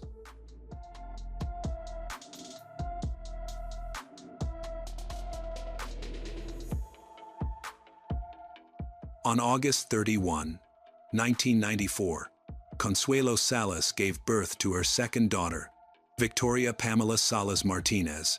In Mexico, she grew up in Mexico City with her siblings and grandmother, Josefina. Her family lived simply but worked hard, and she was loved and cared for by her mother and stepfather, Salvador San Pedro. Salvador regarded her as his own daughter. By 2017, at 23 years old, Pamela worked at a telemarketing company and dreamed of buying a home for her family. Although she loved the tourism industry, she dropped out of high school early to work and help her mother, as the family's income was insufficient to cover living expenses. Her mother worked as a house cleaner, and her stepfather worked at a gas station. She shared a room with her maternal grandmother, Josefina, who was in a vegetative state due to complications from diabetes and anemia. The family took special care of her, avoiding anything that might worsen her condition. Pamela loved fashion, makeup, and frequently changed her hair color. She wasn't tall but liked wearing high heels to look taller. Her mother said she had more than 20 pairs of shoes. Like many people her age, she loved spending time with friends and enjoying life. In 2015, during a night out, Pamela met Mario Sáenz at an event. They soon began seeing each other regularly. Mario is 6 years older than her and a renowned skateboarder. He started skating at 12 and became one of Mexico City's best, ranking among the top 5 skaters in the country. He gained international recognition, performing well in competitions abroad. With the income from sponsorships, he opened skate-themed shops selling shoes, boards, and protective gear. Mario was also popular on social media, often sharing photos and videos of himself skating or spending time with friends. His carefree and cheerful image made him well-liked. However, his dream to compete in the 2020 Tokyo Olympics would never come true due to what happened later. The relationship between Pamela and Mario continued to develop, and by early 2017, they had become closer. According to Consuelo, Pamela often spent weekends with Mario and his 10-year-old son. However, Pamela once confided to her mother that she felt the relationship had no future. She even burst into tears and said that everything was just a mess. Acquaintances said Mario was very jealous and controlling. Their relationship was tumultuous, full of tension and conflict. On August 31, 2017, Pamela celebrated her 23rd birthday. Her mother woke her at 7 o'clock a.m. with a hug and birthday wishes. Pamela followed her usual morning routine, doing her makeup, putting on a nice outfit, and wearing high heels before heading to work. Throughout the day, she texted her mother, happily mentioning she had received 2 chocolate cakes and promising they would share them later. That evening, Pamela told her mother she'd be home late because Mario had picked her up to celebrate nearby. The next morning, when Pamela didn't come home, Consuelo called her daughter. Pamela replied that she'd been given the day off and that they had gone to a nearby city but were already driving back. Around 3 o'clock p.m., Salvador also called her. Pamela said again that she was with Mario and would be home soon. He said goodbye, expecting to see her later that day. As time passed without any news, the family grew increasingly worried. Their calls went unanswered, and Pamela didn't come home that Friday night. On Saturday, Consuelo tried reaching her again but got no response. A deep sense of dread set in, though she still hoped to hear her daughter's footsteps at the door. As Sunday approached, the family's anxiety increased. Each unanswered call and message deepened their worry. Consuelo stood by the window, hoping for any sign of Pamela. At around 8 o'clock p.m., 2 police officers knocked on their door looking for the parents of Victoria Pamela. Consuelo feared her daughter might have been in an accident or arrested for drunk driving. In desperation, Consuelo asked the officers about her daughter's condition, where she was, and whether she was safe. The officers explained that they could not share details but insisted that she and her husband go to the police station immediately with identification. They also inquired if she knew a man named Mario. When Consuelo confirmed the information, they searched for any details about him, as they needed to find him urgently. Eager to uncover what was happening, Consuelo picked up her husband from work, and they went to the police station, arriving around 10 o'clock p.m. At first, they were told that their daughter was accused of stealing facial creams. However, they soon learned this was a mistake. Another woman with the same name had been detained for the theft. Tragically, the truth was much worse. After verifying their identities, the officials revealed that their daughter had been murdered. Salvador faced the painful task of identifying her body, while officials cautioned Consuelo against doing so due to the trauma it could cause her. Overwhelmed with grief, Consuelo screamed in disbelief. insisting that her daughter was still alive. What had happened to Victoria between her last contact with her family and the night of September 2nd, when they received the devastating news. Initial investigations indicated that Mario was the main suspect, as witnesses confirmed he was the last person seen with Victoria on the night of September 1st. Upon returning from a trip, they checked into the Novo Coapa Hotel, ordered dinner and drinks, and later complained to the hotel staff about the Wi-Fi. An employee attempted to assist them, but the next communication was at 5:30 a.m. on September 2nd, when Mario informed the reception he was leaving while his partner would stay a bit longer. When housekeepers arrived to clean the room, they knocked but received no answer. Entering the room, they were met with a gruesome sight. Blood was everywhere. Victoria's lifeless body was in the bathtub, with hot water running and overflowing onto the floor. Forensic reports showed she had suffered multiple injuries, deep throat wounds, and severe burns from prolonged hot water exposure. The next day, a wake was held for Victoria, where family and friends expressed their sorrow, anger, and frustration over the loss of a young woman who had worked hard to support her family. Despite being a suspect from the start, Mario attended the wake on Sunday, appearing to offer his condolences while carrying documents to refute the suspicions against him. However, the family alerted the police upon spotting him.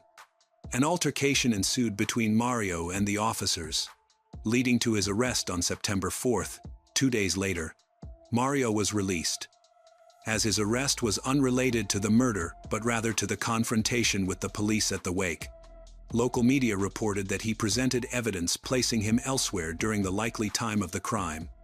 Mario explained that on the night of September 1st, he had an accident that caused flat tires after he hit a pothole.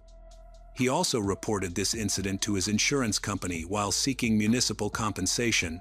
He maintained that he was with his son and friends cleaning his flooded house at the time of the incident. Despite his claims of innocence, Mario went into hiding after his release and became a fugitive. A month later, the parents of Victoria called for justice, fully aware of the challenging journey ahead of them. By October, a judge from the Mexico City Superior Court issued an arrest warrant for Mario. The judge indicated that Mario's alibi could not be verified and that evidence indicated he was the primary suspect. Notably, security cameras at the public prosecutor's office did not show him at the location he claimed to be. Additionally, authorities requested an Interpol red notice to track his international whereabouts, fearing he might leave the country. Evidence against Mario included Victoria's last text messages, witness testimony confirming Mario was her companion at the hotel, and forensic analysis showing Mario's DNA matched tissue samples from under her fingernails. Security footage showed Mario entering and leaving the hotel, and testimonies suggested that his jealousy likely motivated the murder. An analysis of Victoria's cell phone further supported this theory. Before Mario was formally charged and the case went to court, a heated debate broke out on social media. Each day, people shared evidence, presented arguments, and countered claims. While Victoria's family called for an investigation and the pursuit of justice, they also faced attacks from supporters of Mario, a famous figure skater. This campaign sought to discredit Victoria, who was murdered at 23. Misinformation circulated, accusing her of using banned substances, committing acts of violence, and suffering from depression. In response, her family, with the support of women's organizations, fought against this smear campaign using factual evidence, including the autopsy report, which showed no signs of banned substance use. While there were traces of alcohol, the amount was insufficient to incapacitate her. The family also criticized local authorities for allowing the main suspect to escape after being detained for 2 days. They worried the case could go unresolved and raised concerns that law enforcement actions were making the suspect feel untouchable. Furthermore, they highlighted inconsistencies, such as the hotel owner's initial claim that cameras captured Mario, which was later reversed. Citing equipment malfunction, Consuelo and Salvador publicly questioned why, if Mario was innocent, he wasn't helping them seek justice for Victoria. They found support in the media, which kept their daughter's case in the spotlight. As time passed, their grief remained profound, possibly even more unbearable. Despite their suffering, Consuelo and Salvador persevered in their search for answers. Driven by their love for their daughter and family, their actions included protests to raise awareness in a city where demonstrations against violence towards women were common. By mid-November, the National Observatory on Femicide became involved in the case. On December 15, they urged that the Specialized Unit for Femicide take over. But despite meeting 4 out of 5 criteria for classification as femicide, the Attorney General still categorized Victoria's death as a homicide. The coordinator of the observatory explained that this case should be classified as femicide due to the injuries on the body, signs of violence, the exposure of the body, and the romantic relationship between the victim and the perpetrator. After spending their first Christmas without Victoria and entering a new year wishing for justice, Mario resurfaced on January 29, 2018. He appeared in a video on a YouTube channel, sharing his side of the story and claiming the media had portrayed him negatively. In the video, Mario reiterated his alibi, stating that security footage from the hotel had been erased and questioning why no footage from the nearby 10 cameras had been released to the public. Mario claimed he celebrated Victoria's birthday with friends on August 31, then spent the night of September 1 with her until about 8:30 p.m. When she left with friends, he maintained that he never entered the hotel where her body was found. Mario presented testimonies from 2 friends, one of whom confirmed he was with her on that day. Furthermore, he stated that he would voluntarily turn himself in, asserting his innocence and responding to those calling him a fugitive. In late January, the controversial case took a new turn. Consuelo sent an open letter to the Attorney General, requesting a meeting, dated January 31, 2018. The letter emphasized that 5 months had passed since Victoria's murder and the case remained unresolved. She pleaded for a meeting to discuss the status of the investigation. The following day, the Mexico City Attorney General met with Victoria's family and their advisors. During the meeting, he pledged to hand over the investigation to the agency specializing in premeditated murders of women. According to the family's lawyers, this agency should have been involved from the beginning to follow the specialized procedures in such cases. He also agreed to establish a working group with the family and support organizations to monitor the progress of the case, with the main request being to intensify efforts to apprehend the perpetrator. Over a year later, on March 30, 2019, nearly 19 months after Victoria's murder, Mario voluntarily surrendered to agents in Mexico City. He arrived at a local business with his lawyer and released a video from a moving vehicle, proclaiming his innocence and claiming the charges were fabricated by the prosecutor's office. During the initial hearing on March 31st, the public prosecutor alleged that Mario had attacked Victoria, fatally wounding her. Mario defended himself by claiming that no fingerprints or physical evidence linked him to the crime scene. Despite this, the judge ordered his pre-trial detention for aggravated femicide. As a group of women outside the courthouse demanded justice for Victoria, the magistrate scheduled April 4th to determine if Mario would face formal charges. Victoria's parents and supporters attended the session, and after it concluded, Consuelo expressed their determination to pursue justice. On April 4th, the hearing occurred, with Consuelo and Mario in separate rooms connected by a screen. She chose to proceed with the hearing despite being offered the option to suspend it. After a lengthy 12-hour session, Mario was formally charged, and the judge allowed 2 months for the investigation and evidence presentation. Following the court proceedings, Victoria's family shared their emotions. Consuelo reflected on their initial doubts but felt hopeful after the hearing's outcome, marking progress toward justice. Upon returning home, they rushed to Victoria's room filled with memories and photos, sharing their news with her, as they always did. They discovered the last photo she had sent them, showing her wearing a pink dress. Throughout an extensive judicial process involving 40 court sessions, Mario's defense sought to challenge the charges and the prosecution's evidence. On February 4, 2022, before the verdict, Mario still maintained his innocence. Conversely, Consuelo pleaded for justice and demanded that the man who killed her daughter be punished. Her cries were answered when Mario was found guilty of femicide by 2 of the 3 judges. After the session, the judges scheduled another hearing for February 11th to decide Mario's sentence. Under the Mexico City Penal Code, the sentence for femicide ranges from 35 to 70 years in prison. Ultimately, Mario Sáenz was sentenced to 45 years and ordered to pay 485,000 pesos, approximately $23,000.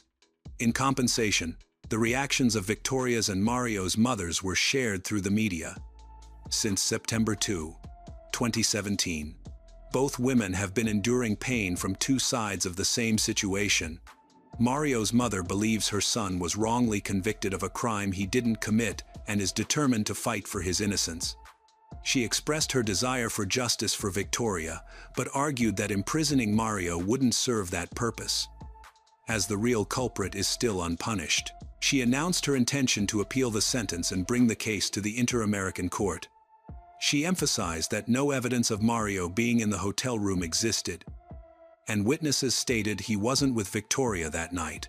Supporters on Mario's social media argued that he was wrongfully convicted while the real murderer is still at large.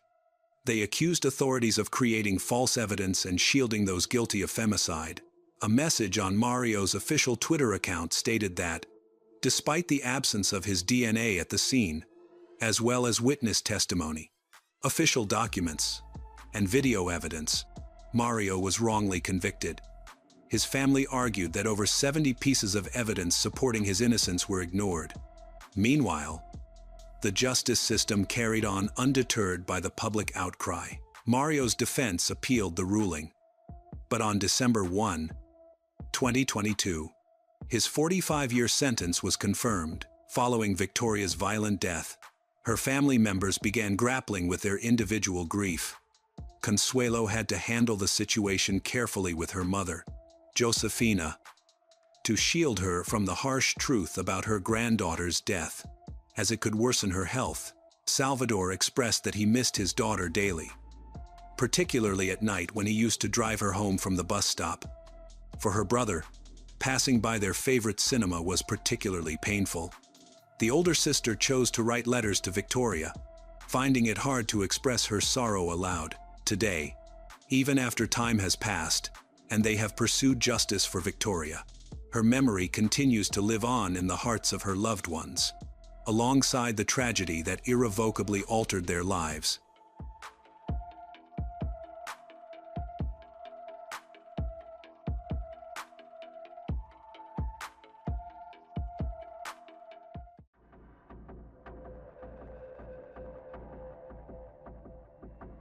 One morning in Berlin, 15-year-old Rebecca Reusch vanished from her home without a trace.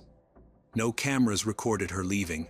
No one saw her, and there was only a mysterious Snapchat photo sent at an unknown time. Rebecca's disappearance haunted Germany for years. Not only because of her sudden disappearance, but also because of the last person seen with her. This person gave inconsistent statements, appeared in inexplicable locations, and was trusted by her family but suspected by the police. So, where did Rebecca go? What happened between 5 o'clock a.m. and sunrise? A period of time that no one can account for. And how could a 15-year-old girl completely disappear in a city full of surveillance cameras without leaving any trace? Let's explore one of Germany's most mysterious disappearances, where every detail could be a crucial clue or simply a deception.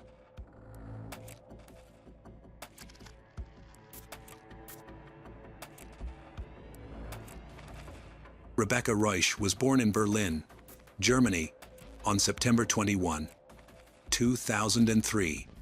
Her parents are Bernd and Brigitte Reusch, and she has 2 older sisters, Jessica and Vivian. Rebecca was described as a cheerful and sociable child, At that time, she was 15 years old and the only child living with her parents, as her older sisters had married and moved out. Her family lived in Britz, a district of Berlin. Rebecca attends Walter Gropius Schule and is in 10th grade. She had recently transferred to the school.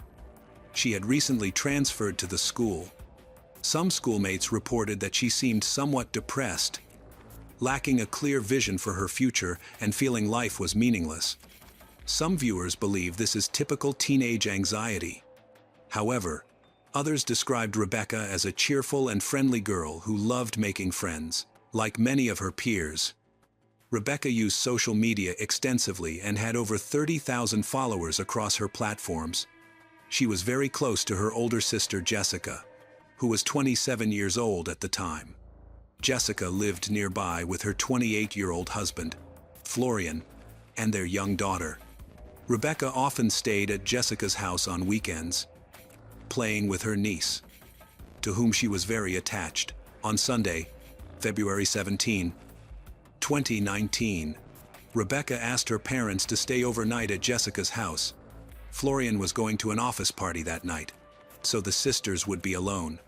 They planned to order pizza and watch movies. Since Rebecca had school on Monday, her mother agreed, provided she promised not to skip classes. Rebecca promised, and her mother approved her stay at Jessica's. That evening, Florian left for the party as planned. Rebecca, Jessica, and her niece ate pizza and watched TV. Around 8:00 p.m., Rebecca sent a selfie to her other sister, Vivienne. This was the last contact Vivienne had with Rebecca. A little after midnight, Jessica went to bed upstairs, while Rebecca stayed downstairs to sleep on the living room sofa. Florian returned from the party around 5:45 a.m. He said he changed clothes and went straight to bed. Jessica woke up just before 7:00 a.m., dropped her daughter off at daycare, and then went to work at 7:15 a.m. Rebecca's mother, Brigitte, tried calling her daughter to see if she was awake and ready for school. However, Rebecca's phone went straight to voicemail. Brigitte assumed the phone's battery was dead. She called Jessica to check on Rebecca. Jessica reassured her mother that Rebecca didn't have classes until 9:40 a.m.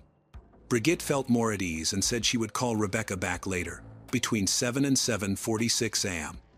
Rebecca sent a Snapchat photo to a friend. Snapchat photos are automatically deleted after being viewed, so the exact time the photo was taken is unknown. The photo was viewed by Rebecca's friend at 8:15 a.m.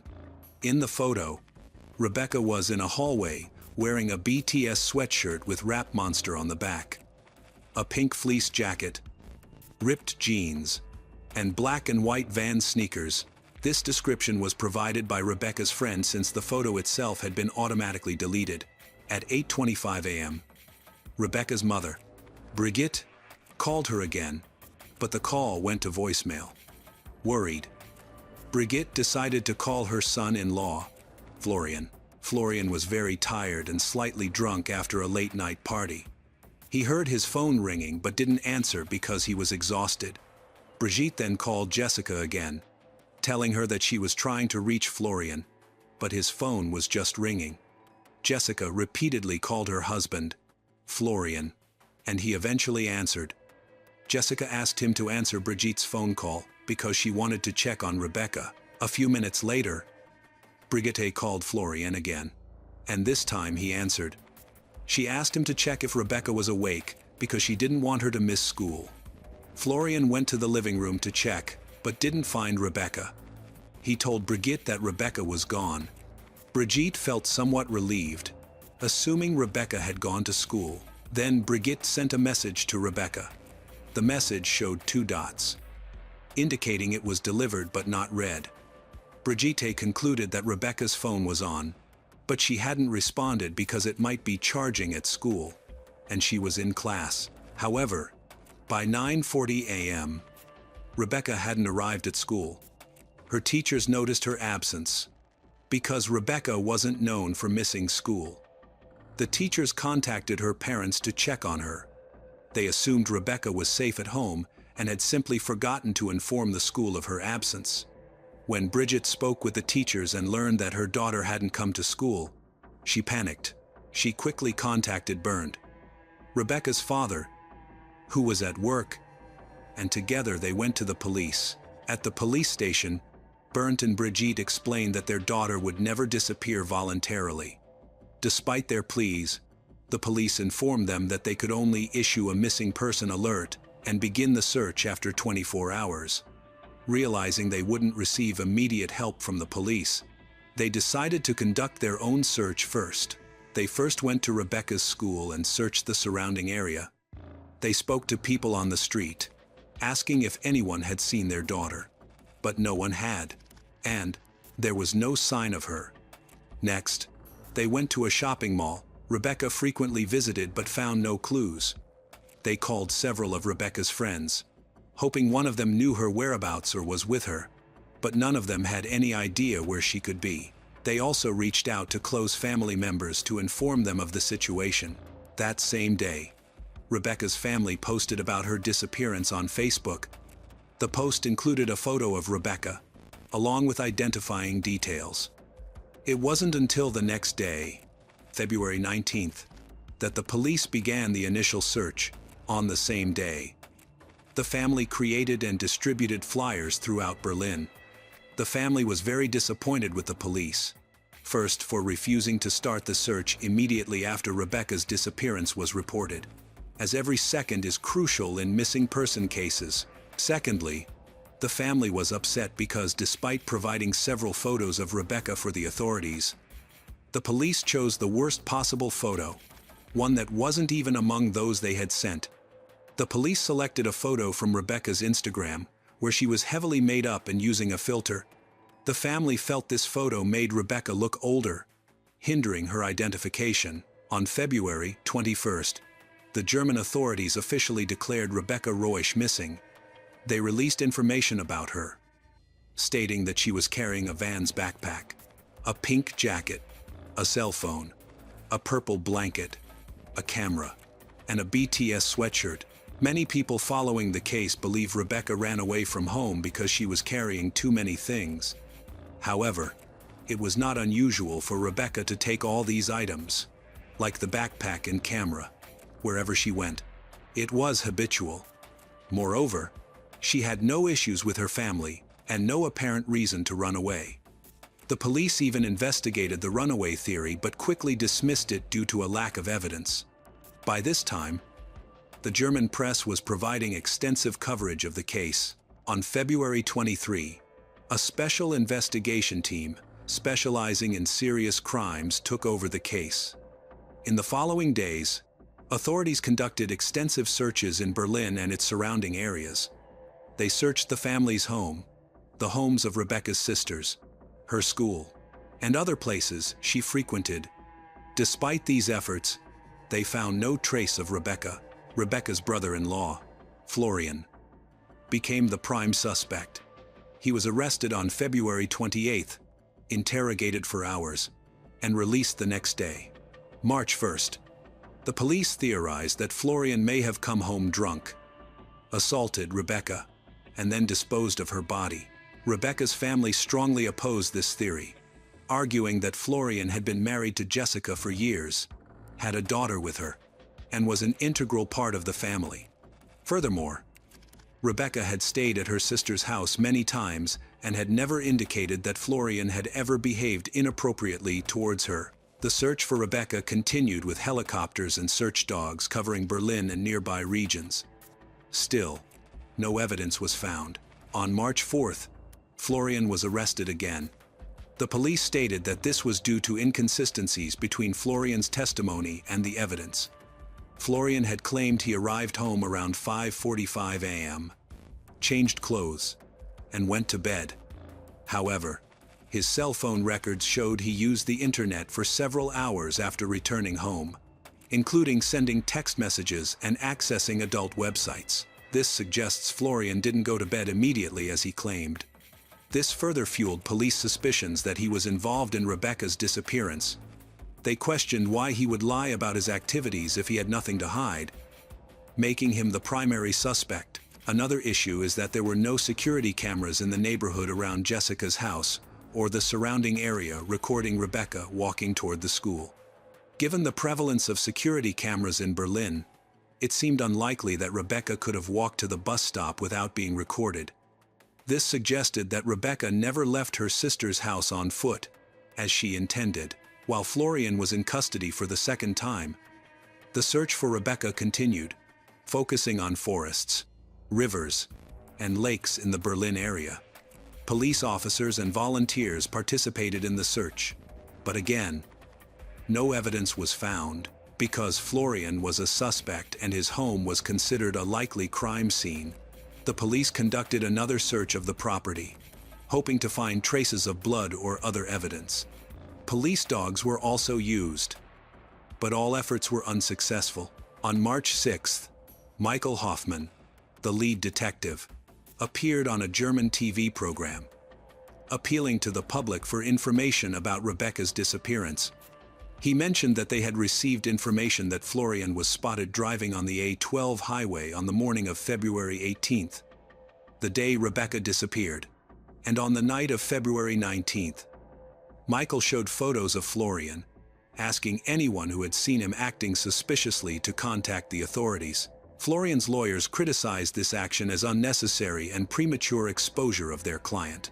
The A12 highway, a federal road, connects Berlin to the Polish border. On February 18th, cameras recorded Florian and Jessica's cherry red Renault Twingo on the A12, heading towards Poland around 10:40 a.m. Florian returned home later that day. The next day, February 19th, the same car was seen again on the A12, heading towards Poland around 10:40 p.m.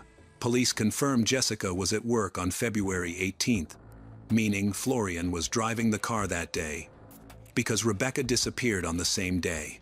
Florian's trip towards Poland aroused suspicion.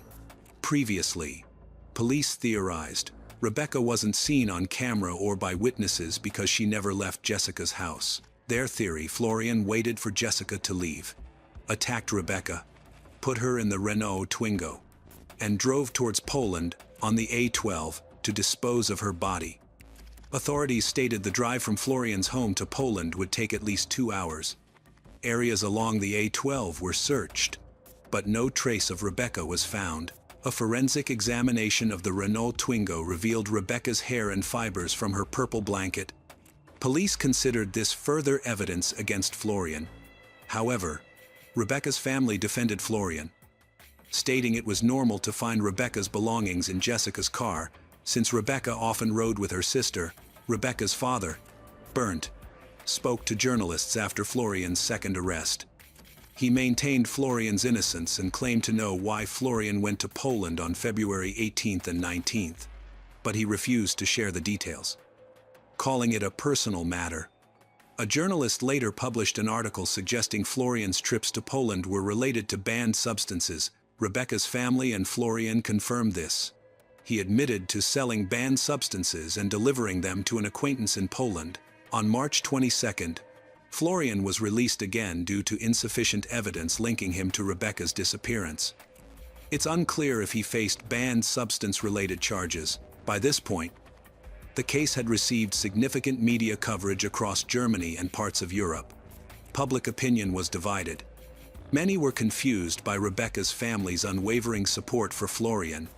Some felt there was enough evidence to implicate Florian, while others believed he was innocent. Since German authorities found no trace of Rebecca near the A12, they theorized her body might be in Poland. They requested Polish authorities search the border area near the A12. Polish search teams combed the area, but again, no trace of Rebecca was found, besides Florian. The police investigated 2 other possible suspects. One was a 15-year-old boy named Max.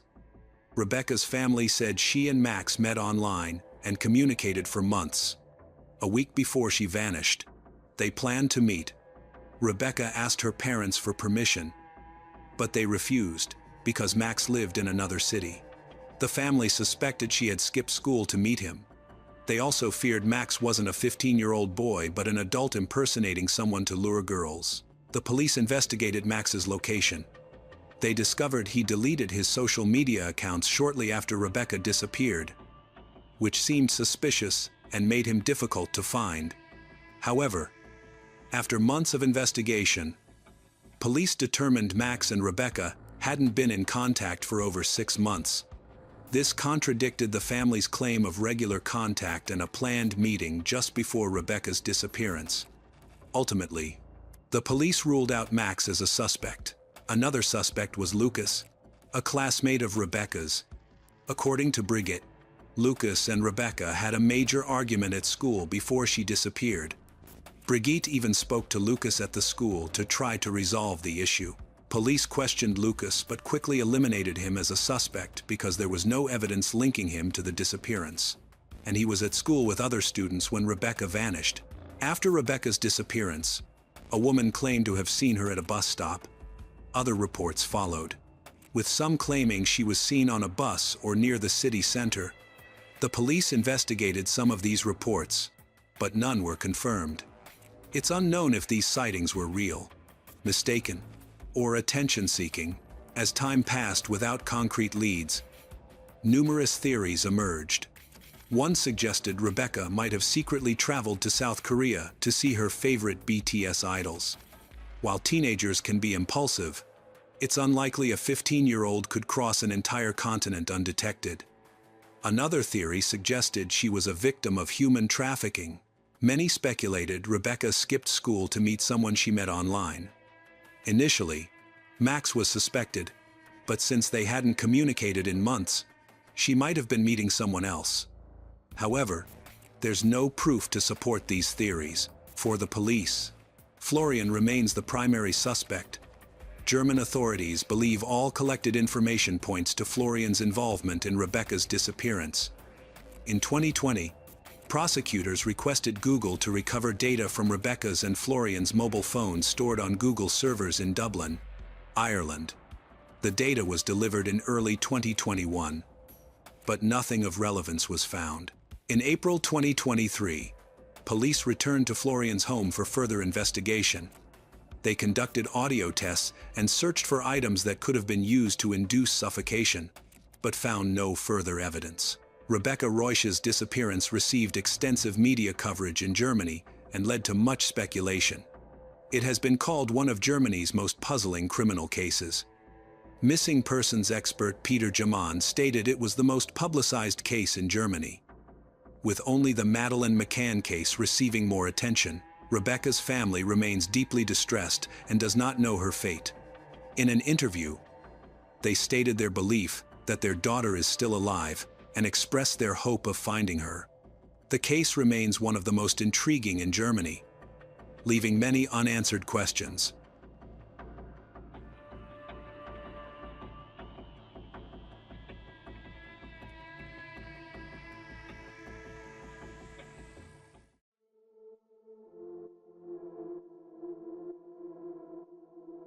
The McStay family seemed to embody the perfect California dream. Joseph and Summer had just moved into a new home in Fallbrook. Their business was growing steadily. Their 2 young sons, Gianni and Joseph Jr., filled the house with constant laughter. Friends described them as warm, hard-working, and devoted to one another. But on February 4, 2010, that picture-perfect life suddenly collapsed into silence. Without warning, all contact with the family stopped. Phone calls went unanswered. Messages were never read. Their 2 dogs were found abandoned at home. Dinner remained half-prepared on the kitchen counter. It wasn't until November 13, 2013, nearly 4 years later, in a remote stretch of the Mojave Desert, a motorcyclist spotted something in the sand. At first, it looked like a small piece of debris. But as he got closer, he realized it was a small human skull, probably that of a child. The discovery that day revealed a shocking truth, proving the McStays did not disappear by choice.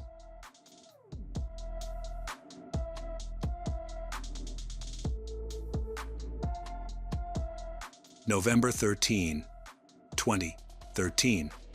Mojave Desert, San Bernardino County.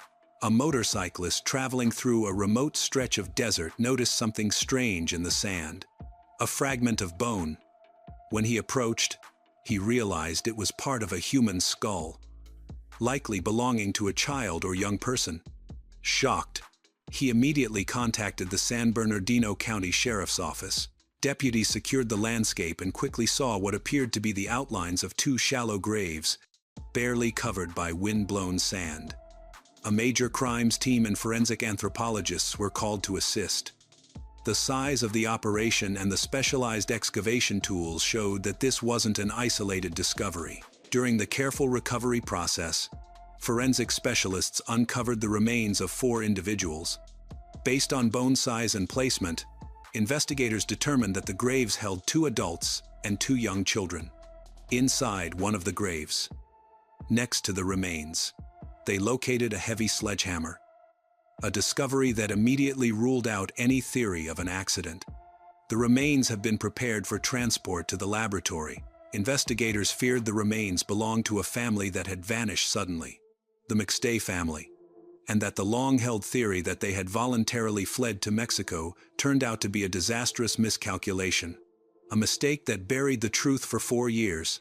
To understand how a seemingly stable suburban family ended up in a shallow desert grave, we must go back to February 2010, when the mystery first began. In Fallbrook, California, the McStay family appeared to be living the American dream, a recently purchased home, a thriving custom water fountain business, and 2 energetic young boys.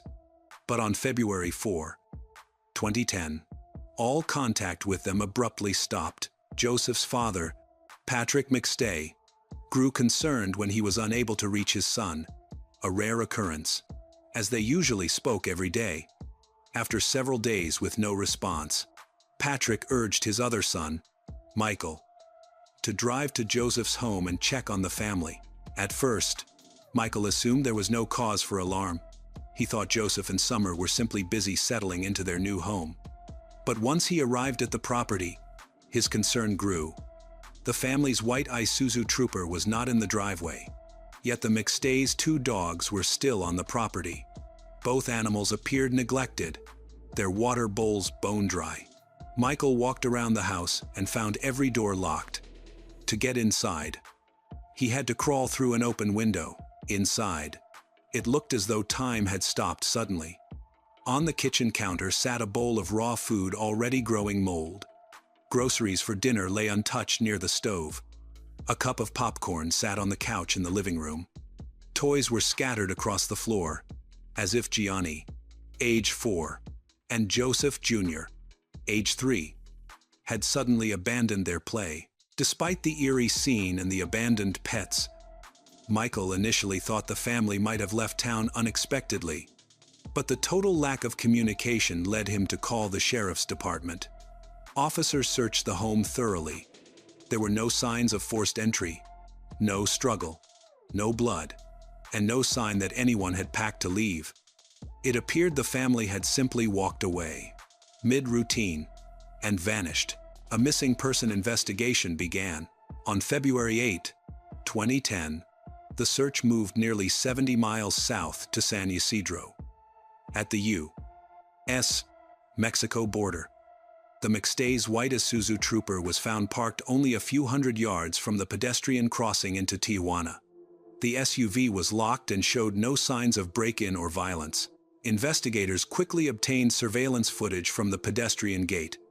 Grainy video from that same day showed a man, a woman, and 2 small boys walking into Mexico. Their silhouettes and heights resembled Joseph, Summer, Gianni, and Joseph Jr. But the footage was too unclear for positive identification. At the same time, specialists were completing a full examination of the computer recovered from the McStay home. The browser history revealed a series of searches made shortly before the family vanished, queries about Mexico's entry requirements and the documents needed for children to cross the border. These findings led detectives to form a working theory. The McStays had abruptly decided to start a new life in another country. The family, however, firmly rejected this explanation. Patrick insisted that Joseph had no intention of relocating and was deeply engaged in running his company's operations. Joseph's mother, Susan Blake, reviewed the border surveillance footage repeatedly, later noting that the man seen in the grainy clip did not walk like her son. Despite their objections, authorities officially classified the disappearance as a voluntary departure. That decision had serious consequences, because investigators found no evidence of a violent crime. Courts denied requests for warrants to access Joseph's bank accounts and detailed phone records.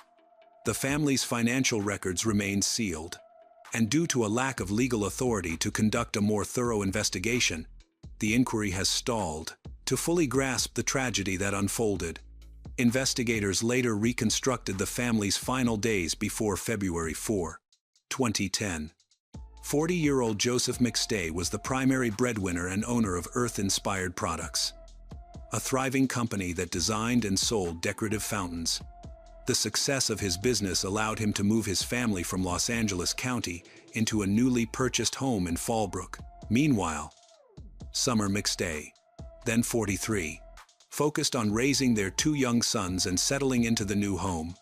On the day the family vanished, she had been in frequent contact with her sister, who had recently given birth.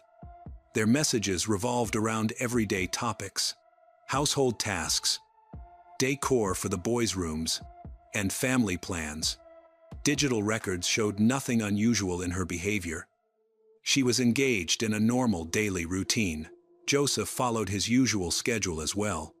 According to Patrick, he spoke with Joseph every day. Their relationship was considered close and warm. On February 4, during their final phone call, Joseph mentioned that he was running late and would not make it to a scheduled business lunch. That brief update, mundane and routine, would be the last time Patrick ever heard his son's voice. While Joseph handled work matters, Summer remained at home with Gianni and Joseph Jr. The evening of February 4 should have been an ordinary one.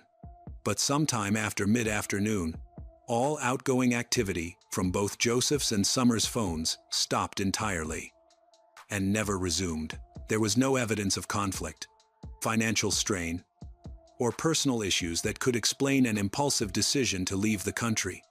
On the contrary, recent furniture orders, plans with relatives, and active communication with business partners all indicated that the family expected to continue their normal life in Fallbrook. By November 11, 2013, the focus of the investigation had shifted entirely, from searching for missing persons to examining evidence at a confirmed homicide site.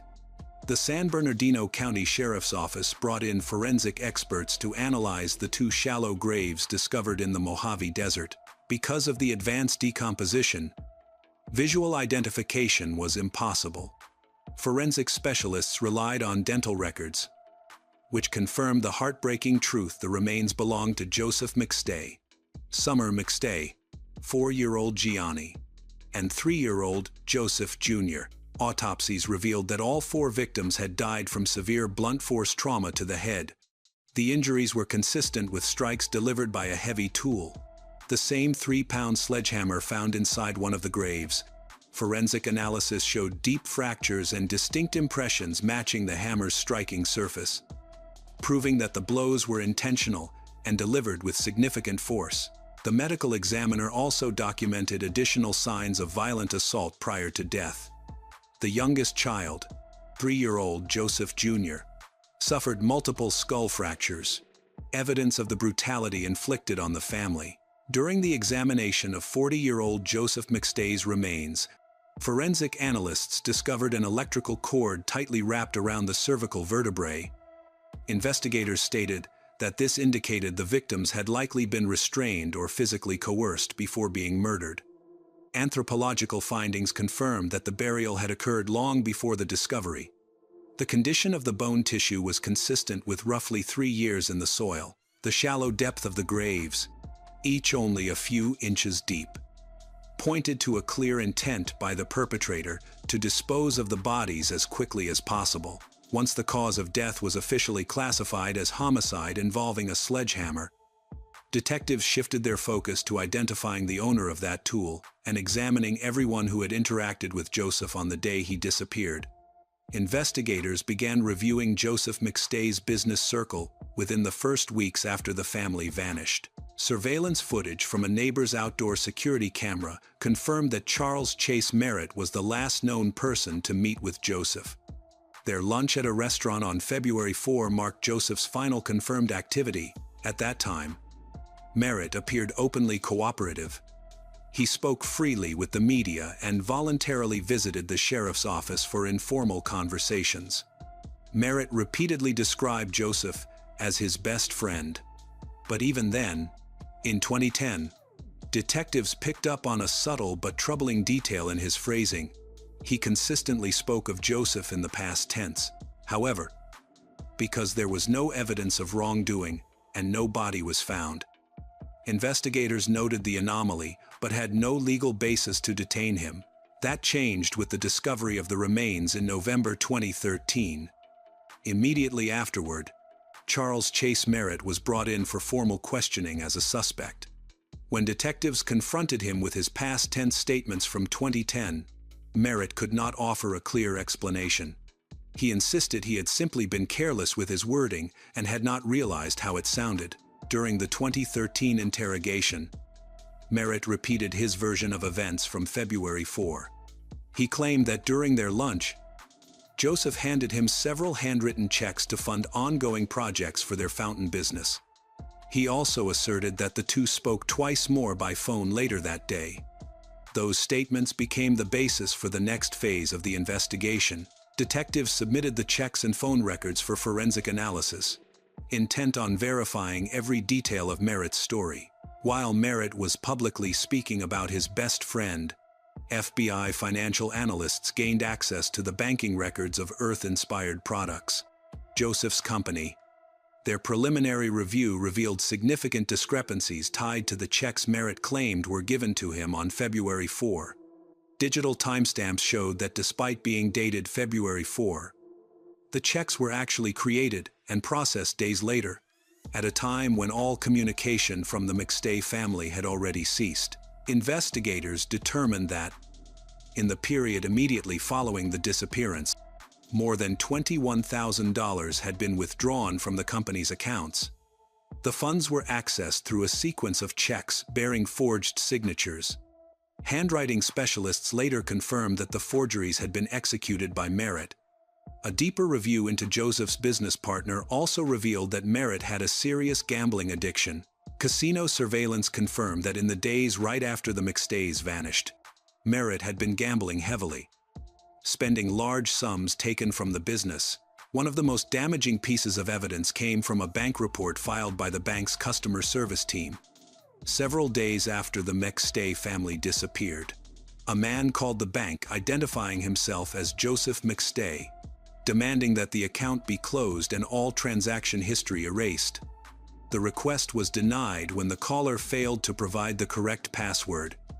A later technical investigation traced the origin of the call. It had not been made from Joseph's phone. It had come from Charles Chase Merritt's personal cell phone. Additional clarity came from an email recovered from Joseph's inbox. It was sent on February 1, 2010, 3 days before the family vanished. In it, Joseph McStay directly stated that Merritt owed him nearly $43,000. This message helped investigators establish a clear motive: ongoing theft, mounting debt, and an attempt to erase financial wrongdoing by eliminating the person who could expose it. While financial specialists traced the money trail, another investigative team focused on cellular network analysis. Reviewing cell tower logs allowed detectives to reconstruct Merritt's movements during the most critical period. According to the data, on February 6, 2010, 2 days after the McStay family disappeared, Merritt's phone connected to towers in the Mojave Desert. In the exact area where the graves would be found, investigators compared this geolocation data with Merritt's background and discovered that he had grown up in Southern California and was familiar with that remote terrain. This gave him the ability to navigate the desert far from major roads.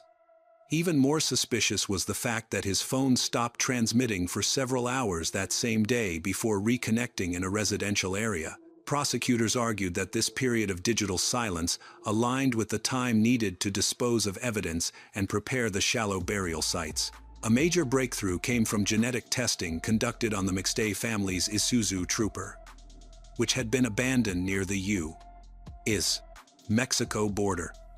Although no signs of a struggle were visible, forensic teams carried out a meticulous collection of trace evidence from inside the SUV. Laboratory analysis revealed Merritt's DNA on the steering wheel and the gear shift, findings completely incompatible with the theory that the family had driven themselves to Mexico. The presence of Merritt's DNA on the vehicle's controls suggested that he had driven the Trooper to San Ysidro on the night of the murders. Another key element came from surveillance footage captured by a neighbor's security camera in Fallbrook. On the evening of February 4, the video recorded a white pickup truck leaving the McStay residence. Although the image quality was poor, experts were able to analyze the dimensions and body characteristics of the truck. The results showed a perfect match with Merritt's white truck. Taken together, cell tower data, DNA inside the family's vehicle, and the surveillance images, investigators reached a decisive conclusion. Charles Chase Merritt had not only stolen money from the business, but had personally disposed of evidence and transported the bodies. During Merritt's trial, the defense attempted to shift suspicion onto individuals within Joseph McStay's inner circle, arguing that others had both motive and opportunity. The first alternative suspect they pointed to was Michael McStay, Joseph's younger brother. Defense attorneys emphasized what they described as unusual behavior. Michael did not immediately check the home when the family went silent and hesitated before filing a missing persons report. They also claimed that the white truck seen on the surveillance video could have been Michael's instead of Merritt's. However, investigators and Joseph's parents have rejected this theory. Michael's actions were viewed as the anxious fears of a worried brother rather than an incriminating clue. The defense's next proposed suspect was Dan, Joseph's former business associate who handled online sales. Known by some as Dan the Hacker, he had been involved in a long-running financial dispute with Joseph. Toward the end of 2009, Dan demanded a percentage of all revenue, not only the online portion. Their quarrels escalated into threats.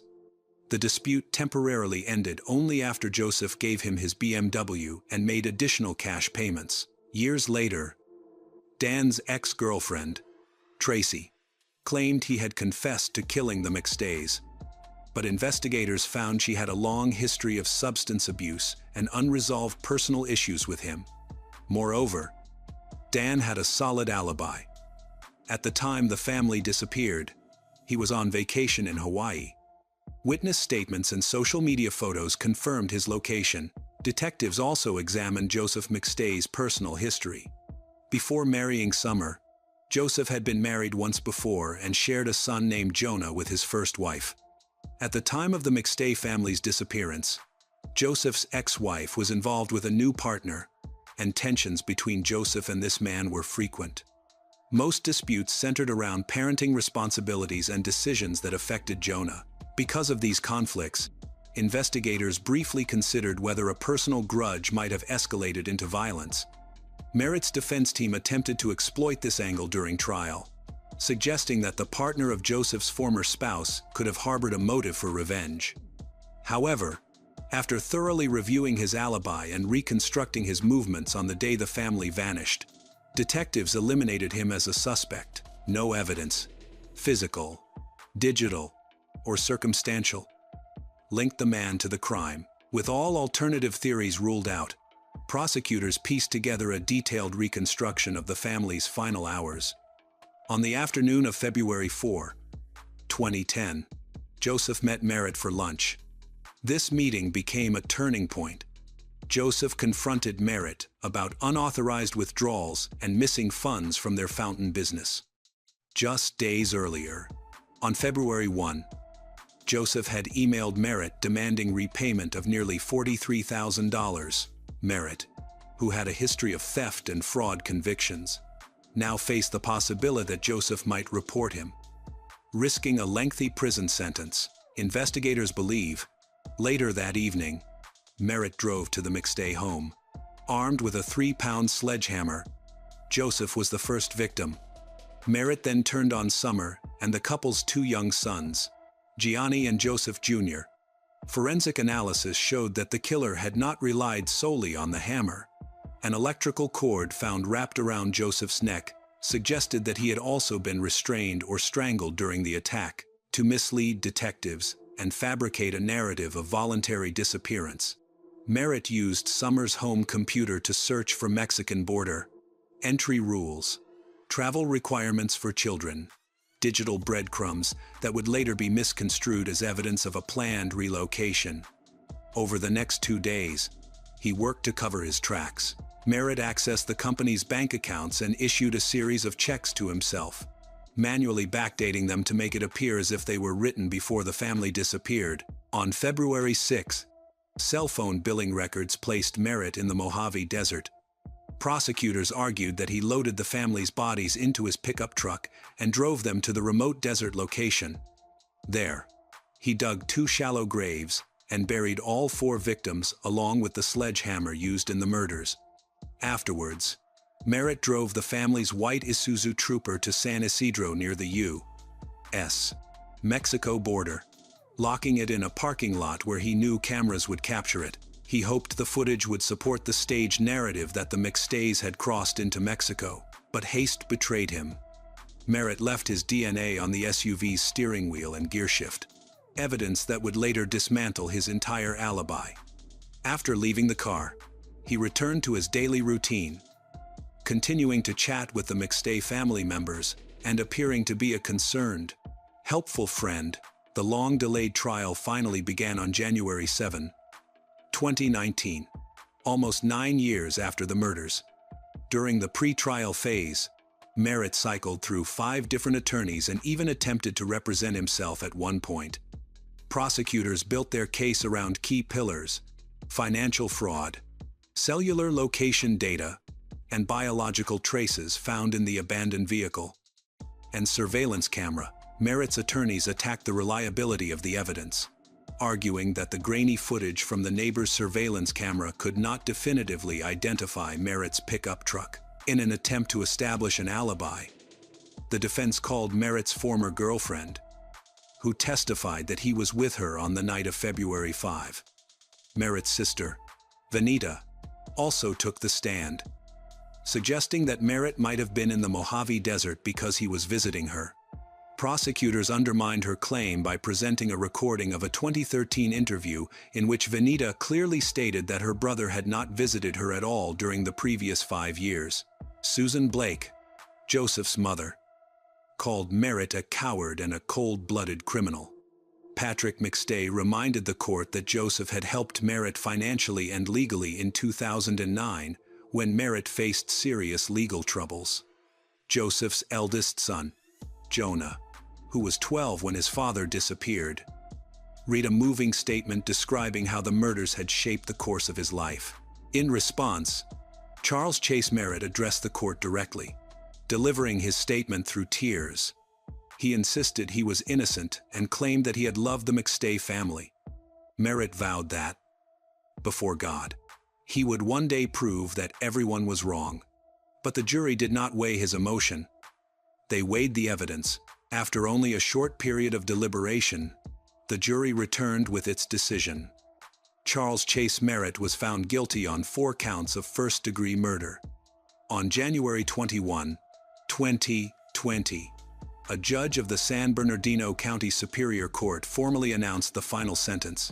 At 62 years old, Merritt was sentenced to death for the murders of Joseph, Summer, Gianni, and little Joseph Jr. Merritt's defense team filed a motion requesting a new trial, citing alleged prosecutorial misconduct. But the court rejected the motion. Meanwhile, California had not carried out an execution since 2006, and a moratorium on the death penalty was imposed after that.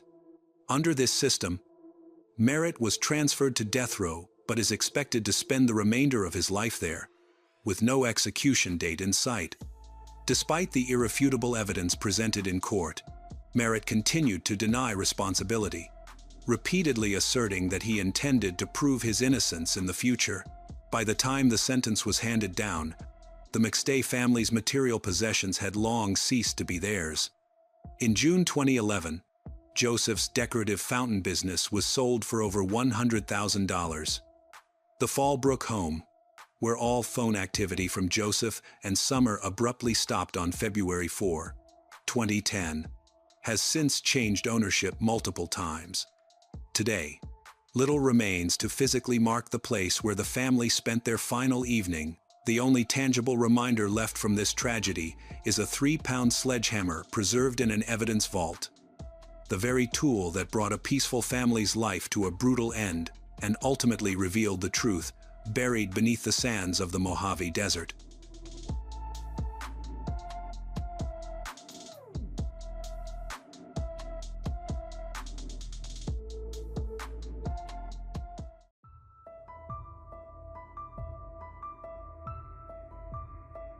Long before sunrise over Quezon City, a horrific event unfolded on a quiet stretch of Highway 18. This act of violence soon sparked one of the most sensational criminal investigations Metro Manila had ever witnessed. A young woman was murdered by multiple gunshots. Someone is waiting for the perfect moment to silence her permanently. What investigators didn't know yet was that the truth behind this killing would lead them into a tangled world of jealousy, betrayal, manipulation, and a conspiracy far more calculated than anyone initially imagined.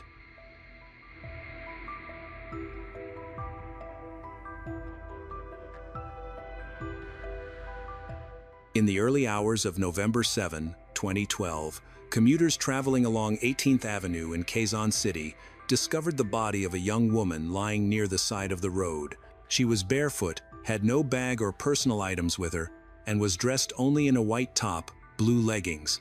Her eyes were open, frozen in an expression of fear. Officers from a nearby precinct quickly secured the scene and called for forensic investigators.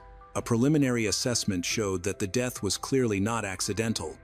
The victim had been shot 5 times in the head.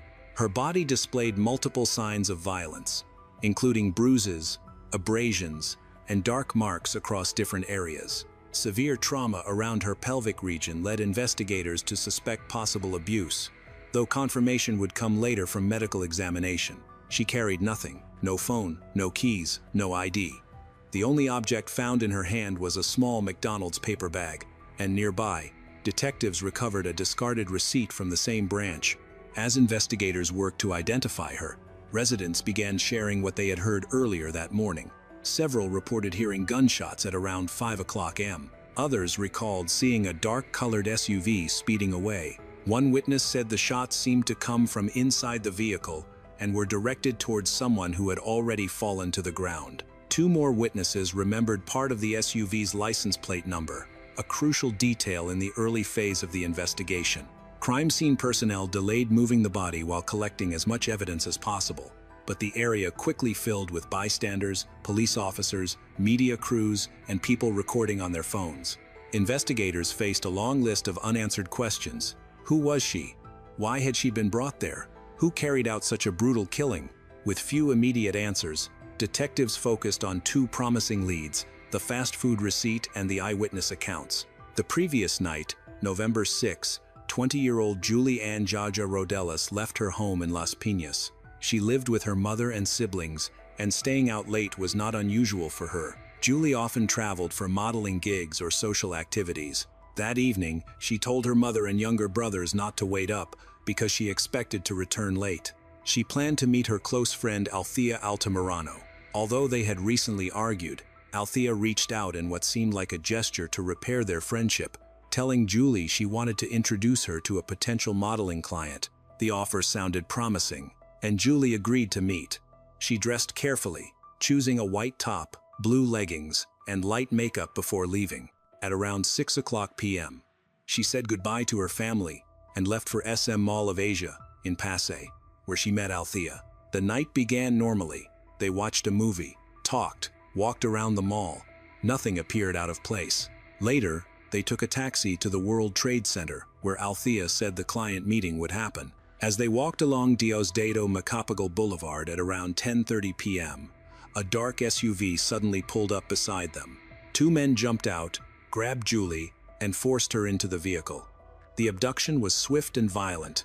Althea, standing just a few feet away, did nothing to intervene. Julie's shoes and handbag were left scattered on the pavement as the SUV sped off.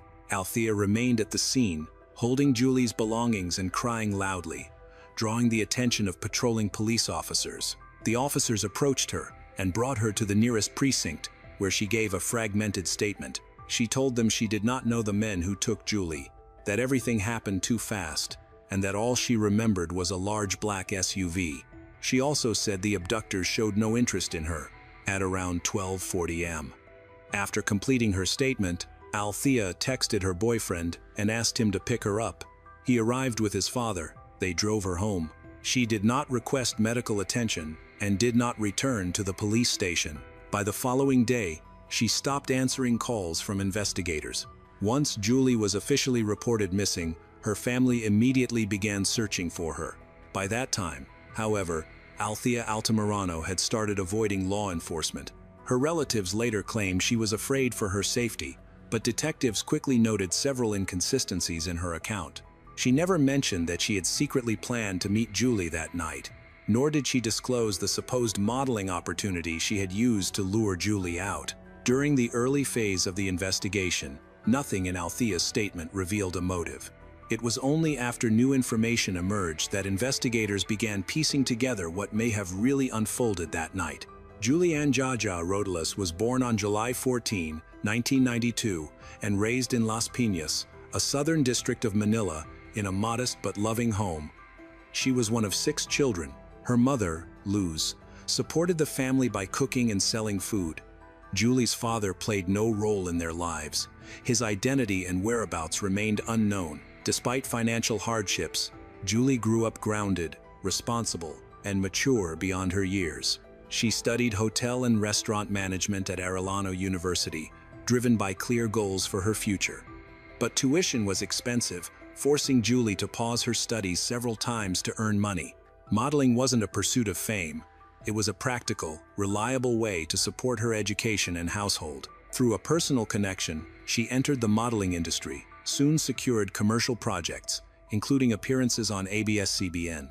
She later posed for men's magazines such as FHM Philippines, gaining visibility and steady work. Balancing school, part-time jobs, and modeling, Julie slowly built a career in a highly competitive industry. Althea played a significant role in Julie's modeling journey. 3 years older and originally from Cavite, Althea had also found some success in the industry. By 2012, she had gained moderate recognition, appearing in the September issue of Jam magazine as its Girlfriend of the Month. To fellow models, Althea was ambitious, energetic, and determined. Behind the scenes, however, she kept aspects of her life hidden, most notably, the fact that she was already a mother of 2. She concealed this detail because it clashed with her public image as a carefree, single young model. Julie and Althea had known each other for years, and to outsiders, their friendship appeared genuine. Julie trusted her completely, but as Julie's career began rising and she developed a stronger following, tension quietly grew. Jealousy crept into Althea's behavior. Julie shifted from being a friend to becoming a rival in Althea's eyes. Around the same time, rumors circulated among models that Althea secretly had 2 children. Believing Julie had started the rumor, Althea felt betrayed. That suspicion marked a turning point in their relationship, transforming quiet jealousy into resentment. Although rarely discussed openly, the conflict simmered beneath the surface. Althea's growing insecurity and fear of losing her status led her to confide in her boyfriend, Fernando Quiambao. At 32, Fernando owned a tattoo shop in Quezon City. He was known for his volatile temper. At one point, during an argument, Fernando had reportedly pointed a weapon at Althea. She felt intimidated but stayed in the relationship. It was Fernando who first suggested teaching Julie a lesson. He implied that intimidating her would show her who she was dealing with. He envisioned a confrontation, enough to scare Julie but not to harm her seriously. Althea did not object. She seemed unaware or unwilling to consider how dangerous the situation could become. Yet every action she took afterward contributed directly to the crime. She revealed Julie's location, guided her to the meeting point, and remained silent during the abduction. None of this was accidental. Immediately after Julie was seized, she was taken to Al Salam compound in Quezon City, a densely populated residential area with narrow streets and closely packed houses. Julie was brought into a small private residence being used as a temporary hideout. Several men connected to Fernando were already inside, and none made any effort to hide their involvement. The operation had been planned in advance, with each participant assigned a specific role. According to court records, the first person to isolate Julie was a man named Talib. He led her into a separate room, and moments later, people inside the house heard her screaming and begging for help. One of the men present, Jaymar Waraji, later testified that he heard her cries but did nothing. That was the point when the violence escalated. Later that night, Aldos arrived at the house, someone the other participants described as dangerous and unpredictable. He was not part of the original plan, and his presence had not been approved by the others.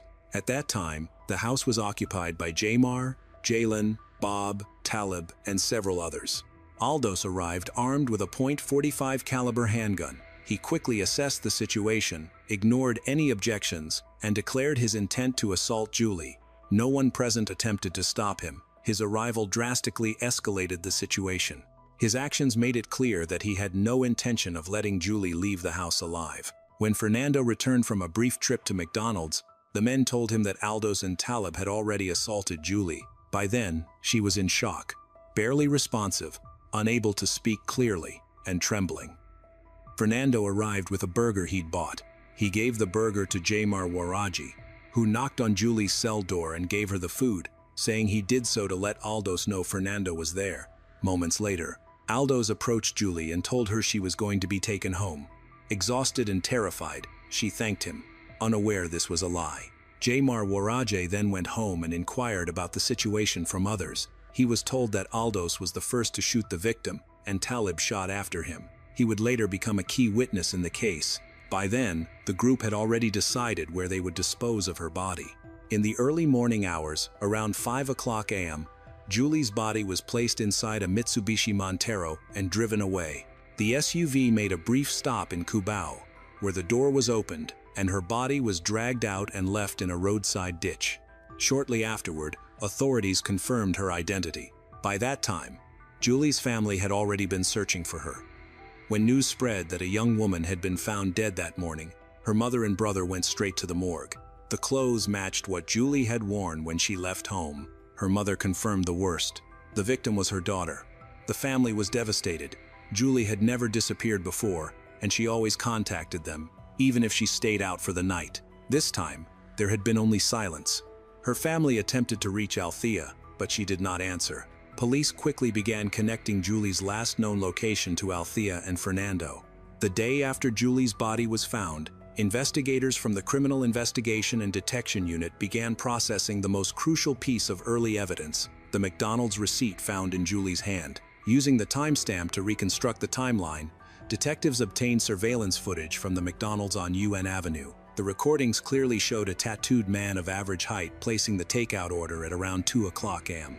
His face was unmistakable. It was Fernando Quiambao. Meanwhile, authorities worked to verify information about the SUV seen speeding away from the crime scene. Witnesses had described a black Mitsubishi Montero, and two of them even remembered part of its license plate. Using this information, investigators traced the vehicle to a woman named Rosalina Quiambao. A background check revealed that her son, Fernando Quiambao Jr., was the primary user. This finding placed Fernando squarely at the center of the investigation. On November 9, police began monitoring the Quiambao residence. Fernando himself did not appear, but the following day at around 6 p.m., officers observed Fernando's father leaving the house. He was driving a black Toyota Innova and carrying a bag that appeared to contain a change of clothes. The vehicle headed northwest, with officers discreetly tailing it. About an hour later, the Innova stopped in a remote part of Pampanga province. He entered a small Bahay Kubo on the property. Parked beside it was the black Mitsubishi Montero. Police closed in and entered the hut. where they found Fernando Quiambao and Althea Altamirano inside. Neither resisted arrest. No weapons were recovered, but their connection to the SUV, combined with surveillance footage and their link to the victim, was enough grounds to take them into custody. A forensic team was summoned to process the scene. Both suspects were brought to the station for questioning. Around the same time, the police launched a coordinated raid targeting Salem Compound in Quezon City, the area where Julie had been held. Close to midnight on November 11, officers stormed a residence being used as a temporary hideout. Several armed men were inside, and a gunfight erupted. One suspect, Bob, was fatally shot, while others were subdued and arrested. Jelen Pasawilan were charged with illegal possession of firearms and taken in for further questioning. At first, all suspects denied any role in the crime, but as interrogations continued and pressure mounted, stories began to change. Jamar Waraji eventually admitted he had been present in the house where Julie was held. He explained that his loyalty to Fernando made him assist in the abduction, noting that Fernando frequently provided him and others with alcohol, money, and favors. Jamar identified other members of the group, Talib, Bob, and a man known only as Aldos, whom he described as the one who escalated the situation far beyond what anyone expected. Althea, interviewed separately, gave her own version. She admitted she had agreed to lure Julie out that night, but insisted she only believed the plan was to frighten her. She claimed she had no idea the situation would turn violent, saying she was terrified of Fernando and felt pressured to comply. She also said she panicked after the abduction and didn't know how to respond, which she claimed explained her misleading statements to the police and her silence the next day. However, Jamar's testimony sharply contradicted Althea's account. He provided a detailed explanation of how the plan was structured, who had been assigned to each task, and what conversations had taken place beforehand. According to Jamar, it was Althea who told Fernando exactly where Julie would be, and she was the one who coordinated the meeting under the pretense of introducing Julie to a modeling client. Jamar also said she knew the Fernando and his accomplices had been lying in wait for the two women to arrive. In the eyes of investigators, Althea's actions showed that she had knowingly and willingly played an active role in the setup, not a bystander caught off guard.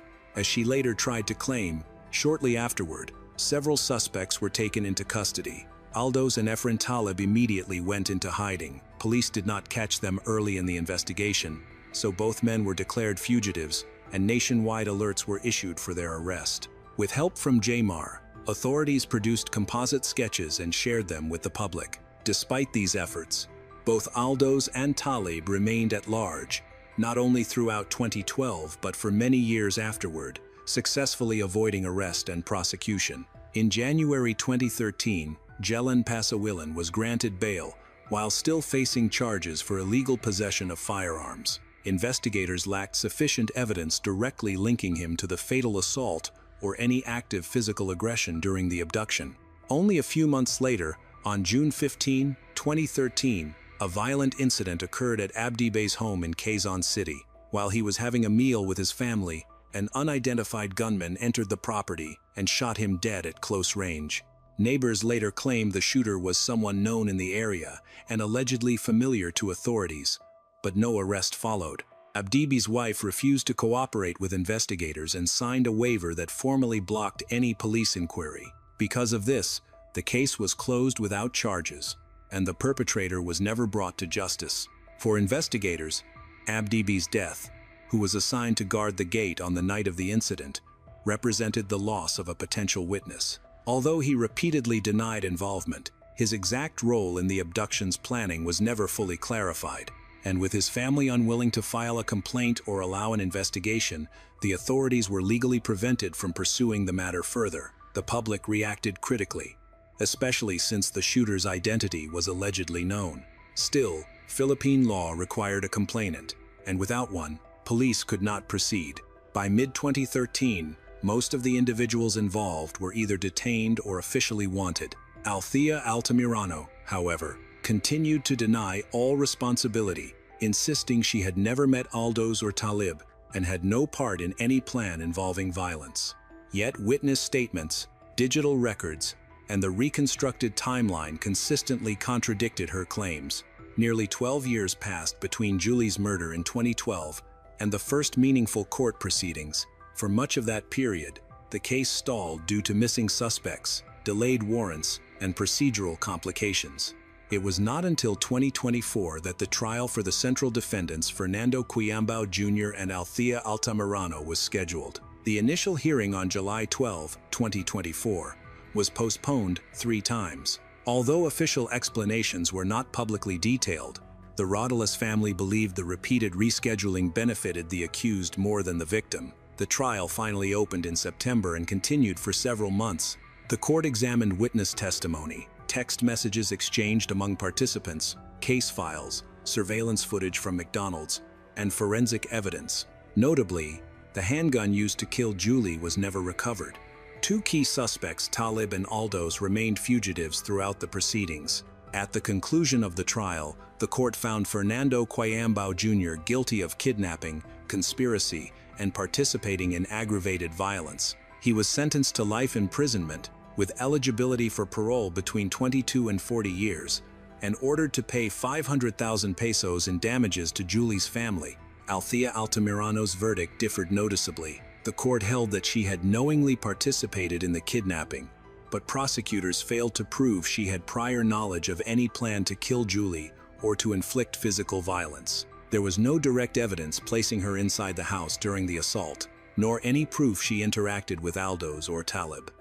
As a result, she was convicted of conspiracy to commit kidnapping, a lesser charge. By the time the verdict was issued, Althea had already spent over 12 years in preventive detention, far exceeding the penalty for her conviction. The court ruled that her sentence had been fully served and ordered her immediate release. She was also assessed a civil fine equivalent to 100,000 pesos. Notably, the court did not formally acknowledge her role in initiating the scheme, despite evidence that she had suggested teaching Julie a lesson, arranged the meeting at the Mall of Asia, and led Julie directly to the location where the abduction was waiting to occur.